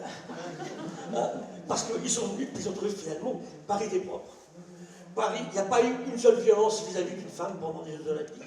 12 millions de billets vendus, et puis. Donc ça veut dire que si on s'en donne les moyens, on y va. Alors je ne dis pas qu'on va réussir ça tout le temps. Et en plus, c'est une parenthèse, alors malgré tout ce que ça a pu coûter, on peut discuter bien sûr. Hein. On donnait du bonheur aux gens. Et les Paralympiques ont été vraiment d'une émotion absolument fabuleuse. Il faut qu'on donne de l'émotion aussi aux gens, bien aux jeunes. Hein. Parce qu'on arrive de l'émerveillement sur ce qu'est ce vivant qu'on évoque tous ici. Hein. Donc c'est vers ça qu'il faut aller. Dans les Landes, c'est pas différent du reste. Hein. Encore, vous avez plutôt, par rapport à notre département, c'est plutôt mieux qu'ailleurs. Hein. Parce qu'il n'y a pas beaucoup de monde, c'est un grand département. Puis pour terminer sur le climat, j'étais sur la Garonne, tu vois, c'était le 2 septembre 2022, un tiers de débit, 29 degrés. Comment on refroidit une centrale nucléaire avec de l'eau à 29 degrés? Ça veut dire que là, on va revenir à du nucléaire, pourquoi pas, hein? Mais on ne peut plus les faire sur les rivières. Hein. Les réacteurs belges sont arrêtés en ce moment à cause des étiages. Donc au bord de la mer, très bien, au bord de la mer monte. Vous voyez quand même un sacré travail d'imagination, d'intelligence collective qu'il faut qu'on mette en place. Et ça, on ne le fera pas sur la science, mais il faut effectivement, je suis entièrement d'accord avec vous tous, hein, il faut beaucoup mieux communiquer là-dessus. Puis quelque part, on se dit, bah, écoutez, si on n'a pas le choix, on y va. Hein. Ce serait trop triste autrement si on n'était pas fichu de faire quelque chose d'intéressant pour nos fins de vie à nous et pour nos générations futures. Merci beaucoup à tous les trois. Vous restez avec nous encore quelques minutes. On va s'accorder 5-10 minutes de questions-réponses avec vous, la salle. Et après, j'appellerai Thibaut qui me rejoindra de l'association Monarque Intelligence et qui vous présentera un petit peu son activité et ses ateliers. Donc, restez encore avec nous quelques minutes. On va prendre, vous pouvez lever le bras et interpeller. Oui, devant. Alors, il y a un micro qui arrive de derrière. Et on va prendre, allez, 3-4 questions, 5-10 minutes de questions-réponses. Oui, sur la ressource en eau, je suis tout à fait d'accord avec vous qu'il faut arriver à être sur des territoires, parce que ce qui est possible à un endroit n'est pas sur l'autre. Il faut arriver à objectiver avec des études scientifiques. Vous parliez du PTGE, donc ils n'existent pas partout. Présentez-vous excusez-moi. Oui, pour qu'on recontextualise. Laurence Motoman, je suis conseillère régionale Nouvelle-Aquitaine des Landes. Voilà, je suis beaucoup les problématiques agricoles, donc collègue de Gilles, mais pas scientifique, moi, écologiste. Et donc je suis ça. La biodiversité aussi, etc. Oui. Et donc sur cette histoire d'eau, on voit quand même qu'on a du mal à objectiver vraiment les choses. On a eu la problématique donc sur le PTGE du Clin, je crois, en Charente, où on a des lobbies agricoles qui ont refusé l'étude HMUC, hydrologie, milieu, usage, climat. Donc on est d'accord qu'il va falloir qu'on discute, qu'il y ait des concertations. J'ai beaucoup aussi apprécié le fait qu'il faut faire concerter les gens du territoire, parce que c'est quand même eux qui sont concernés quand l'eau est en dépassement de pesticides, ou qu'il n'y en a plus d'ailleurs. Et donc il y a quand même aussi un courage politique, je crois, important sur cette ressource en eau, de dire on fait une étude scientifique sur cet endroit, on concerte, mais l'usage en premier, c'est quand même l'eau potable. En deuxième, c'est les milieux. Et le troisième, c'est l'industrie. Donc c'est quand même la directive cadre européenne, où on est toujours en train de nous dire on veut bien l'argent de l'Europe, mais on ne veut pas leur directive. Donc je voudrais quand même, c'est ça, je voulais simplement là-dessus, si on pouvait les obliger à faire ces études de milieu, on pourrait savoir sur un bassin, un territoire particulier, ce qu'il est possible de faire. Et là, actuellement, on est en train de balancer de l'argent public pour des choses qui seront complètement obsolètes dans quelques années, genre les bassines en Poitou-Charentes. Votre avis, moi, Madame Lee? Oui, je suis tout à fait d'accord. J'ai bien suivi l'histoire de 30 retenues de substitution dans le bassin du Clin et le rejet de l'étude HMUC qui a été faite quand même par le BRGM. Hein, et on ne peut pas nier que le BRGM a de solides compétences et qui a montré que on ne pouvait installer que sur 18 sous-bassins où on pouvait avoir cet équilibre entre prélèvement et renouvellement tout usage, y compris pour le milieu. Voilà, donc la Chambre d'agriculture que représente l'organisme unique de gestion collective des eaux, qui représente les irrigants, a rejeté, donc ils ont installé un rapport de force direct, hein, donc ça a été rejeté. Alors, le préfet, je pense, pour des raisons de paix sociale, il est passé outre, et donc c'est le conseil départemental qui a repris la main. Ce n'est plus le PTB, l'établissement public territorial de bassin de la Vienne, qui pilote justement le PTGE, mais donc c'est le conseil départemental. Simplement, ils sont dans un entre-deux, ils vont refaire l'étude socio-économique pour montrer quel est l'impact économique de la diminution ou de la non-construction de ces bassines, voilà, par rapport aux exploitations agricoles concernées, l'emploi, les productions, etc. Mais la direction de l'EPTB Vienne a dit, bon, nous, cette histoire elle est classée, on s'occupe d'autres problématiques, qualité de l'eau, etc.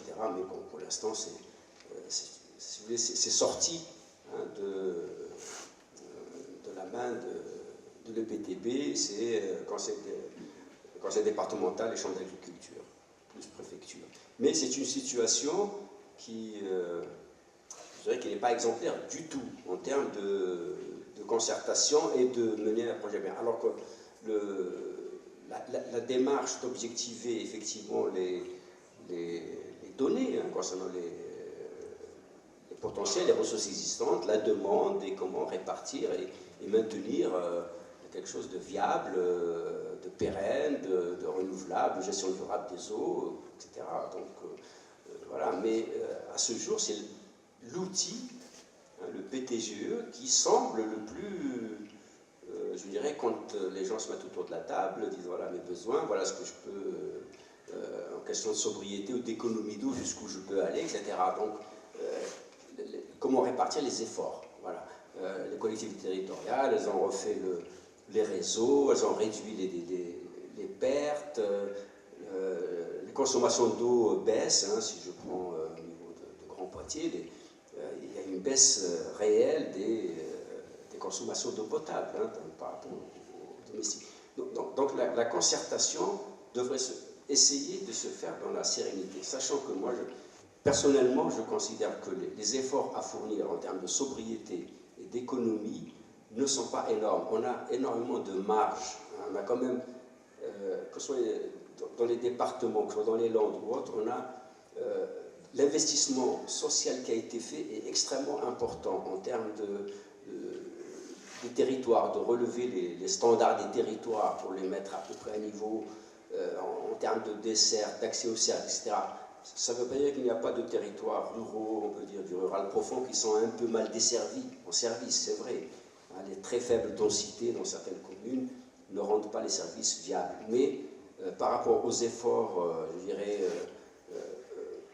par rapport à l'eau, par rapport à la consommation foncière ou à la consommation ou à la préservation du vivant, on a suffisamment de marge donc, pour réellement faire des progrès. Hein. Donc, arriver à 30% du territoire en protection sérieuse pour le vivant, c'est encore possible. On est à 3% actuellement.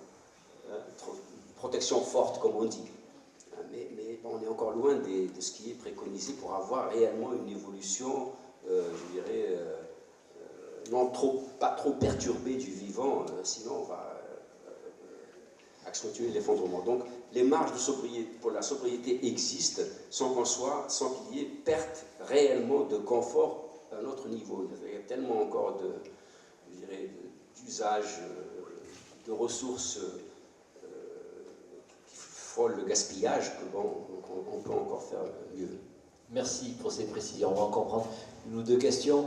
On va essayer d'être un poil plus court sur les réponses, sinon on va prendre autant de questions. Mais bien entendu, vous écoutez. Oui. Monsieur, pardon. Bonjour et merci pour vos interventions. Donc, je ne voudrais pas être collapsologue quand même, mais... Vous êtes juste vous présenter peut-être. Je m'appelle Jean-Yves Wegner, voilà. D'accord. Je suis un citoyen. Très bien. Donc, vous parliez d'augmentation de température de degrés, celui des accords de Paris, mais actuellement, aucune projection on parle plus d'1,5 degré, c'est fini, et 2 degrés, ça semble de plus en plus illusoire. Donc, il s'agit de se préparer à des augmentations certainement plus importantes. Alors, M. Gilles-Boeuf dit qu'on peut s'adapter, mais moi, ce sont mes enfants et mes petits-enfants.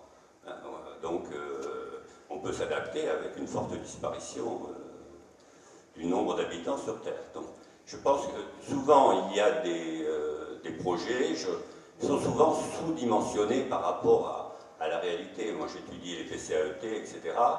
Souvent, il y a une bonne analyse de la situation actuelle, mais les chiffres les chiffres oublient une bonne partie de la consommation des territoires, qui sont des consommations qui viennent d'ailleurs, et donc qui sont sur un territoire comme les Landes, où il n'y a pas d'industrie, on consomme beaucoup plus que ce qui est écrit dans les PCAET. Quelle est votre question? Oui, je continue. Oui. Donc, effectivement, est-ce qu'il y a des études sur des augmentations de température à 3 degrés? Parce que c'est un peu plutôt ça qui est envisageable actuellement. Ma deuxième question, c'est effectivement, que pensez-vous d'un projet comme le projet ECO qui se trouve à nos frontières et qui va toucher les Landes, où on doit faire du kérosène vert à partir de nos forêts? Donc là vraiment, il y a des choses très dures et il faut s'y confronter. Monsieur Boeuf, pour la première réponse. Moi, je vous suis tout à fait. Vous savez, qu'est-ce qui va se passer? On va récupérer un nouveau virus, bien plus méchant que le coronavirus 19. C'est ce qui va se passer. Comment ça se passe? Comment ça se passe dans les populations naturelles? Je travaille beaucoup sur les nouveaux virus qui passent la frontière en ce moment-là. Vous avez été optimiste jusqu'à présent, là, vous annoncez un nouveau virus. Je ne parle pas d'optimisme. Moi, je dis que je ne veux pas être collapsologue. On doit impérativement passer par un clash pour aller plus loin. Parce que ça va déclencher le survivalisme, qui n'est pas tellement mieux. Hein. On me dit, vous comprenez, moi, maintenant, je fais mes rutabagas ici, je vais acheter un petit terrain, mais je vais acheter un flingue parce que les Parisiens me disent, mais il faut chez mes rutabagas. Et quand on fait en Nouvelle-Calédonie, aujourd'hui, c'est monstrueux, hein, pour vous montrer un peu. Donc, je suis entièrement d'accord avec vous, ça va être beaucoup plus ample que ça, parce que je ne vois pas comment on va évoluer aussi vite. Ce qui est clair, c'est que, on aura des régulations, mais moi, c'est beaucoup par des pathologies infectieuses. Hein. Alors, la guerre, bon, c'est horrible, mais vous savez, regardez, le coronavirus 19, on va arriver à 10 millions de morts à peu près, c'est rien du tout. Hein. Et on est quand même 8 milliards d'humains. Et ça a tué la moyenne des Français morts, 76 ans. Donc ça a vraiment tué des gens qui étaient déjà en faiblesse physiologique. Hein. Des gens plus âgés, beaucoup en surcharge pondérale. Hein. Ces gens-là avaient d'autres pathologies en même temps. Ça touchait plus les hommes que les femmes. Alors, pour moi, c'était vraiment, si vous voulez, l'électrochoc dont on aurait dû profiter beaucoup plus. Hein, j'avais fait un papier en avril 2020. Est-ce que ça va être l'électrochoc collectif, c'est ce dont on a besoin? Je le croyais vraiment en avril 2020, je ne crois plus aujourd'hui. Donc vous voyez, je suis... entre les deux, mon cœur balance, mais ça va se passer comme ça, évidemment. De toute façon, comme on ne prend aucune précaution dans nos élevages aujourd'hui, tout venait de Chine. Vous vous rappelez, à l'époque, la bactérie de la peste, elle mettait 2 mois. Le coronavirus 19, le 20 janvier 2020, Wuhan, Milano, le premier cluster en Europe, sont tous malades dans l'avion. Et puis ça a affecté l'Europe de l'Ouest, l'Amérique du Nord, l'Amérique du Sud. Donc là, je vois le West Nile en ce moment, qui est à nos frontières. On a le virus de Crimée-Congo qui arrive en ce moment-là. Par exemple, chez moi, en Dordogne, on a eu des mortalités liées l'an dernier, effectivement, à la dengue. Hein. J'ai jamais vu ça en France. On a du chikungunya, du Zika. Donc, en fait, ne migrent pas que les fameux immigrants dont on parle tout le temps. Tout migre, hein, les virus, les bactéries, les poissons, les oiseaux. Donc, vous avez raison, hein, de toute façon. Ou bien on est capable collectivement, tout de suite, là, parce que l'accord de Paris, c'est l'accord de Paris, c'est pas les accords, c'est l'accord de Paris avait dit 1 degré 2 degrés, mieux 1,5 degré, 1,8 degré. Chaque dixième de degré, vous avez raison, compte beaucoup. Hein. Est-ce qu'on va y parvenir? Je ne vais pas dire dans la boule de cristal, mais je veux garder en tout cas, même si au fond de moi-même, je suis quand même inquiet, je ne peux pas, vis-à-vis de mes étudiants aujourd'hui, aller sur ces questions, effectivement, de désespoir total, qui font que mes gamines, moi, à Sciences Po Paris, me disent à 22 ans, on ne fera plus de bébés. Voilà. Donc, faisons attention aussi à la mesure de ce qu'on dit, mais on n'est pas là pour les leurrer non plus. Vous avez raison, je vous suis entièrement, c'est qu'il faut bien de la science au départ, mais on la fout aux pieds, la science, aujourd'hui. L'autre jour, j'étais, je ne dis pas quel parti politique, on est pour les pesticides et climato-sceptiques. Qu'est-ce que vous voulez qu'on fasse dans ces conditions-là? Comment on a bourré le crâne des gens? Et 16% des Français sont platistes. Puis après, il y a toutes les histoires qui vont avec, le truc d'antivax. Alors les moutons, là on vaccine les canards, on s'est battu, hein, ça marchait bien. Hein. Les canards n'étaient pas anti-vax, les propriétaires étaient anti-vax. Et ça marche, bien sûr, ça marche très bien, on vaccine bien nos canards là. Vous voyez que c'est là-dedans qu'il faut que ça change. Quoi. Mais vous avez raison, hein. Je vous suis tout à fait. Après, c'est dans la mesure de ce qu'on donne à nos enfants, à nos entourages. Mais il faut qu'on se batte. Hein. Ça, c'est clair que la pire des actions, j'ai commencé à en dire, ça serait l'inaction. Là, vous avez raison. Merci. Bon, on va terminer rapidement sur la deuxième question, vraiment en quelques mots, et on prendra une dernière question. Oui, vous vous souvenez de la question? Oui. Simplement, l'effort à faire, il faut se le représenter comme des gains avec des co-bénéfices. Si on améliore, en réduisant les mobilités individuelles avec l'autosolisme, on améliore quand même la qualité de l'air. Donc il y a un certain nombre de co-bénéfices directs qu'on peut, dans le cadre de notre environnement, qui auront des retombées. On améliore la qualité des eaux, des cours d'eau, etc. Ben, elles seront plus saines pour un certain nombre d'aménités, de fonctionnalités, y compris pour la consommation à titre de trouver des rivières courantes, je dirais pour la contemplation ou autre. Donc la bonne santé des écosystèmes, à travers les efforts que l'on fait pour réduire notre empreinte écologique, pour réduire nos émissions de CO2, ils peuvent aussi avoir un effet immédiat et direct. La végétalisation des villes, les villes éponges, toute cette révision en tout cas de notre mode d'utiliser le territoire auront des répercussions en termes de bénéfices psychologiques, mais aussi sanitaires.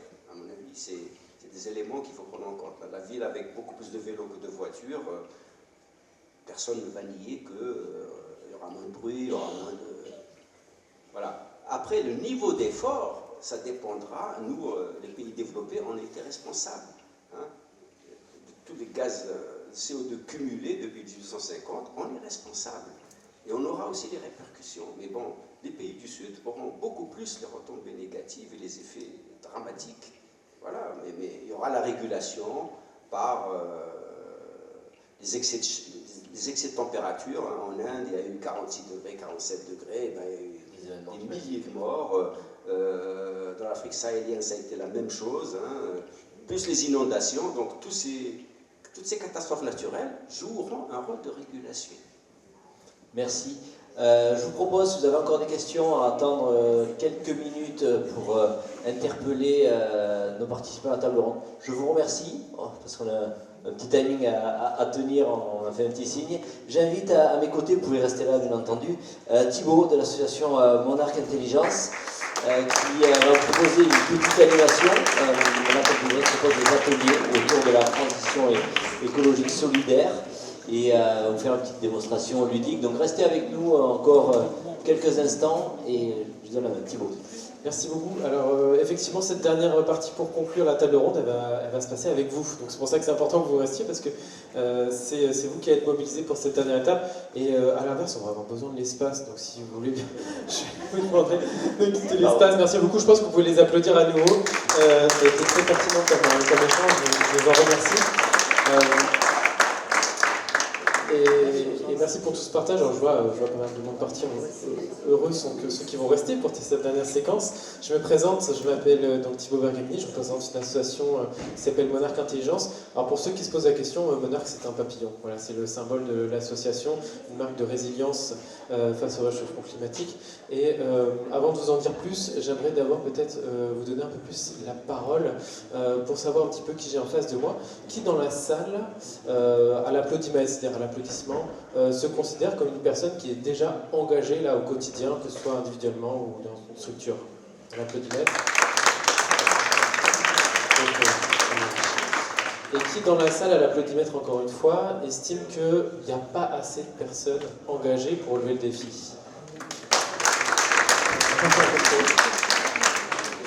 Et dernière question, qui à l'applaudimètre pense que pour engager justement le plus grand nombre, on a besoin de voir cette transition écologique et solidaire de façon plus accessible, plus participative, mais aussi plus ludique. À l'applaudimètre. Triple applause. Effectivement, en fait, c'est le parti pris de notre association, c'est de se dire que si on veut embarquer le plus grand nombre, il faut absolument que cette transition devienne plus désirable, il faut absolument que cette transition embarque le plus grand nombre de citoyens, donc qu'elle soit plus participative, il faut absolument que cette transition elle soit vue de manière plus positive, plus ludique, c'est pour ça qu'on fait tout sous format d'animation chez nous. Et pour cette animation, quand Sylvie Dupuis du conseil départemental des Landes m'a sollicité, je lui ai dit, pour finir la table ronde, on va solliciter ce public, parce que c'est vous, en fait, qui êtes représentant du territoire, c'est grâce à vous qu'on va pouvoir dessiner le territoire de demain, puisque c'est la thématique de la table ronde, et donc je vais avoir besoin de vous. Donc, qu'est-ce qui va se passer? Eh bien, on va avoir quelques représentants du public qui vont venir avec moi sur scène, et puis on va faire une petite animation très courte, 15-20 minutes ensemble. Et donc pour ça, j'ai besoin 8-10 personnes qui ont bien envie de venir avec moi pour avoir un petit moment ludique, animé, à destination du public qui est là. Donc c'est parti. J'ai besoin avec vous, s'il vous plaît, parmi vous, pardon, de 8 personnes, on va dire, parce que le monde qui est parti, qui vient et qui me rejoint sur scène. À partir de maintenant, ça y est, on peut se lever, on y va. Ne vous inquiétez pas, il y a besoin de... Ah voilà, merci beaucoup. Une première participation. Super, vous pouvez l'applaudir, s'il vous plaît. Voilà. Une deuxième, super. Troisième, quatrième, génial. Ne vous inquiétez pas, il n'y a besoin d'aucune compétence. Merci madame, merci beaucoup. Aucun savoir-faire, aucune expertise, rien du tout. Juste besoin de vous et vous-même. On a 5 personnes, c'est déjà génial. Merci beaucoup d'être là. Allez, 2 personnes de plus. Voilà, monsieur, super, merci beaucoup.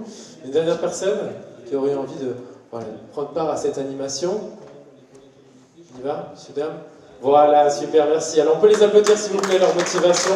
C'est génial, je vais vous raconter ce qui va se passer. Dans tous les cas, je vois que ça va bien se passer. En guise un peu d'échauffement, on va bouger, on va se mettre un petit peu d'espace, on peut mettre ça le long des murs. Voilà, ça va pas durer longtemps, mais ça va être très sympa, je vous assure. Hop.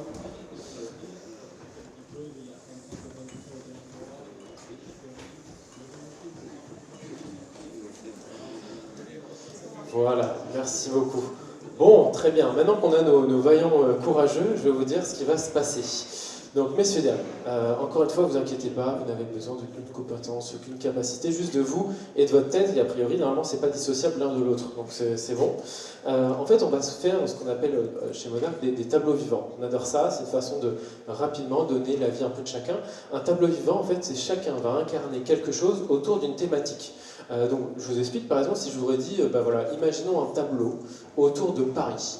Peut-être il y a quelqu'un qui va dire, moi je suis à la Tour Eiffel, moi je suis les Champs-Élysées, moi je suis le Français avec sa baguette et son béret, et n'importe quoi, toutes les idées sont bonnes, d'accord?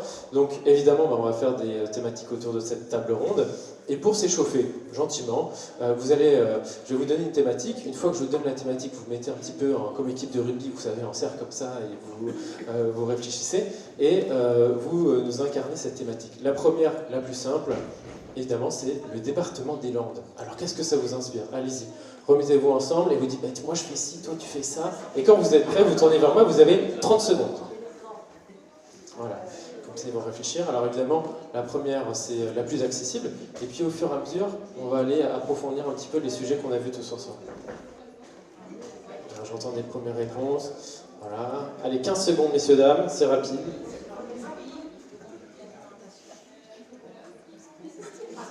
Tout est possible. 5, 4, 3, 2, 1. Et on veut voir le tableau. C'est parti. Incarné. Montrez-nous. Ah, génial. Alors, on y va. On va voir. Alors, qu'est-ce que vous êtes, madame? forêt des Landes. Et des Landes. C'était La forêt. Il y a une équipe de rugby en fait.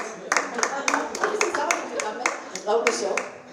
Super. Un canard. Le surf. Et le CA, on peut les applaudir s'il vous plaît. Merci. Bon, alors vous aurez compris, c'est ça un tableau. Voilà, rien de plus compliqué que ça. Maintenant, on a dit que c'est dessiner le territoire de demain. Alors on va aller un peu se projeter et on va se dire, prochain tableau, ce serait quoi le département des Landes en 2040 ? Si on se projetait un petit peu, on se dit, le département a réussi sa transition, a réussi à faire changer les modes de vie, de consommation, et on est en 2040, et qu'est-ce qu'on aimerait voir dans ce paysage ? On a parlé paysage tout à l'heure, quel est dans le paysage des Landes en 2040 ? Alors là, plutôt que vous concertiez, je vous propose qu'il y ait une personne qui fasse une proposition, et puis les autres la suivent, fait autre chose. En tout cas, il faut au moins un lien avec quelqu'un qui s'est positionné. Une première proposition. Tout est bon à prendre. Voilà.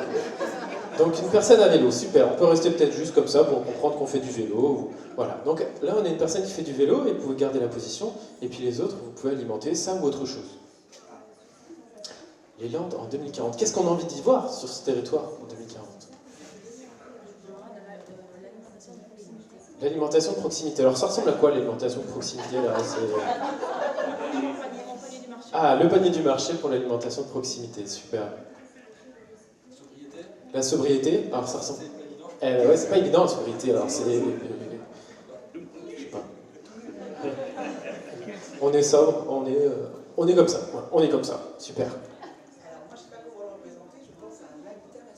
Un habitat responsable. Alors peut-être que déjà il n'est pas loin de la sobriété, l'avantage, voilà. Et peut-être qu'effectivement, hop, comme une maison, ouais, super. La remise en eau des eaux humides, ok, des zones humides, pardon. Alors comment on fait une remise en eau là ? Je sais pas, ça pourrait être de la pêche. Ça. Ouais. Oui, pêche. Une sorte de tuyau comme ça, ou la pêche, ok. Vous nous. Hop. Et donc d'avoir de nouveaux animaux, des animaux qui étaient là autrefois et qui sont revenus. Et qui sont revenus, super. Et les animaux reviennent du coup, puisqu'on a remis. Alors ça se représente comment ? Comme ça ? Super, alors bouge plus, on se met comme ça. Madame. Des produits de plus en plus performants. Dans l'alimentaire, l'industrie. D'accord. Ben, on est peut-être à côté des marchés circuit court alors. Est-ce que vous voulez vous mettre à côté de madame et nous montrer ce que ça donne Voilà, qualité de produit. Voilà. Et madame ? La solidarité, super. Que tout le monde soit embarqué dans la transition. Alors la solidarité, elle se met comment là dans ce tableau ? Elle se met comme ça. Alors, gardez quand même votre position, c'est important pour la suite. On a peut-être quand même la maison qui a la main, voilà, c'est super. Alors, on ne bouge pas, maintenant on va aller poser des petites questions. Comment on se sent quand on va faire son circuit court de marché ? On se sent bien parce qu'on se sent responsable.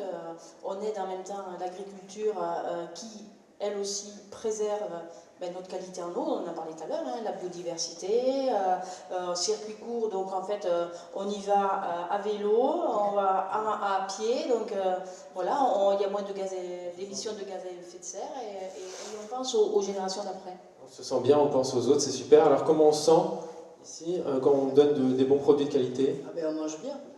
On se régale. Et quand on réhumidifie les zones, comment on se sent ? Mais disons que comme ça, on peut maintenir cette biodiversité et peut-être permettre à ceux qui étaient sur la ligne d'extinction de pouvoir reprogresser et que les jeunes qui arrivent puissent le connaître. Qu'est-ce que ça vous fait à l'idée de voir ça ? Comment vous sentez ? Mais disons que moi je me sens beaucoup mieux parce que ça fait plein d'autres activités que beaucoup de gens ne connaissent pas maintenant, mais la chasse dans les barques, ça existe. Super. On est super content de retrouver la chasse dans les barques, du coup, voilà. Et la solidarité, comment elle se sent ? Ils sont super bien, parce que ça veut dire qu'une association comme la Maison éco-citoyenne des Landes a fait des petits partout, et pas uniquement à Mont-de-Marsan, et que ces maisons éco-citoyennes qui ont essaimé ont réussi à sensibiliser, à toucher le cœur de tout le monde, et qu'en fait, on va vers une sobriété heureuse en connaissance de cause, parce qu'on a été sensibilisés, on a partagé les expériences ensemble, on a un vécu commun, et qu'on va tous dans la même direction. Ça donne envie, ça inspire. Et puis ici, alors, pardon, j'ai peut-être oublié le... On fait du vélo. Alors comment on sent quand on fait du vélo en 2040, là, dans le paysage des Landes ? Alors on se sent en bonne santé, on respire le grand air, on profite des paysages qui sont magnifiques. On est à proximité, effectivement, donc on peut aller à son travail à vélo, on peut aller faire son marché à vélo, et puis on pense sur ses enfants, et en plus on fait des économies, parce qu'on ne dépense plus de... Ouais, C'est tout bénef en fait, c'est génial. On se sent en sécurité. Et on se sent en sécurité. Voilà. Du coup, il y a plein d'idées, il y a plein de créativité là, c'est super. Alors, les bâtiments, comment ils se sentent les bâtiments? Mais les bâtiments se sentent bien pour eux, les générations sont bien dedans, et surtout, les bâtiments espèrent que ça ne va pas être des épiphénomènes et que l'ensemble de la population sera concernée par cet habitat responsable. Donc, ils se sentent bien, ils se sentent concernés. Apparemment, ça prend là-bas dans le public. Ça va. Et la sobriété, comment elle se sent? C'est un peu le résumé de tout ça. En bonne santé, du partage, en forme, c'est important. C'est génial, il y a, tout le monde se sent bien dans ce territoire. On peut les applaudir s'il vous plaît. On va s'en faire une dernière tous ensemble. On va être encore plus, on va faire un zoom encore plus gros et on va se dire à quoi ressemblerait, je sais pas, un quartier, une ville dans les Landes qui aurait en 2040 adapté ses modes de vie. On a parlé beaucoup de transformer ses modes de vie, changer à son échelle déjà ses premiers pas. Alors comment ça donnerait? Peut-être vous pouvez juste vous écarter un peu pour remettre de l'espace. On a parlé de la ressource en eau, tout ça. Qu'est-ce que ça vous inspire en fait tout ça? Qu'est-ce que ce serait à l'échelle de l'individu, des quartiers ou une ville qui a réalisé sa transition? C'est parti.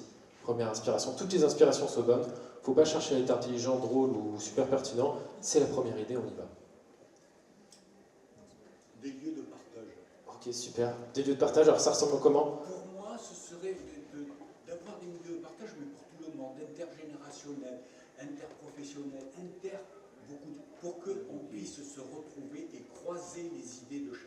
Super, hein. Un lieu de partage intergénérationnel, interculturel, ça ressemble à quoi? Un comme ça, super, on a un lieu de partage. Alors qu'est-ce qu'on a d'autre? Oui, madame? Alors, au niveau du partage, des jardins partagés. Ah, donc. Cultiver et être super. dans le partage, mais être avec une production locale. Alors peut-être que du coup vous êtes dans les lieux de partage. Donc peut-être monsieur, il faut ouvrir un peu grand les bras et puis comme ça, madame, on arrive à l'accueillir dans le secteur. Ok, super. Oui. Un déplacement facilité. Déplacement facilité, ouais. Ça ressemble à quoi le déplacement facilité? Comme ça, ok, c'est super. Alors qu'est-ce qu'on a ensuite? Oui, allez-y. Une écoute entre les générations.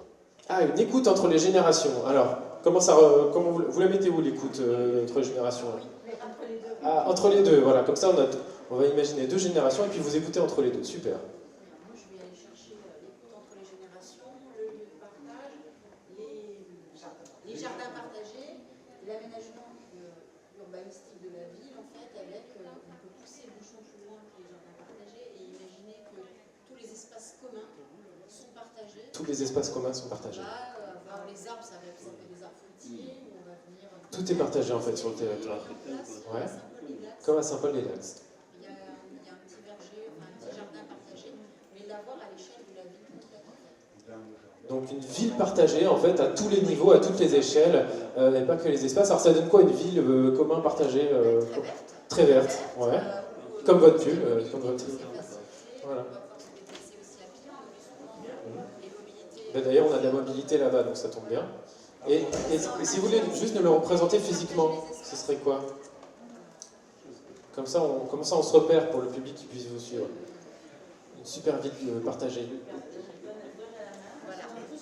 Ah, ok. Et madame, alors elle nous dit? Ah, ouais. Un conseil de quartier. Ok, ça marche. Un conseil de quartier où tout le monde participe ensemble. Messieurs, dames, on peut applaudir le territoire de demain, s'il vous plaît. Magnifique. Merci beaucoup d'avoir participé.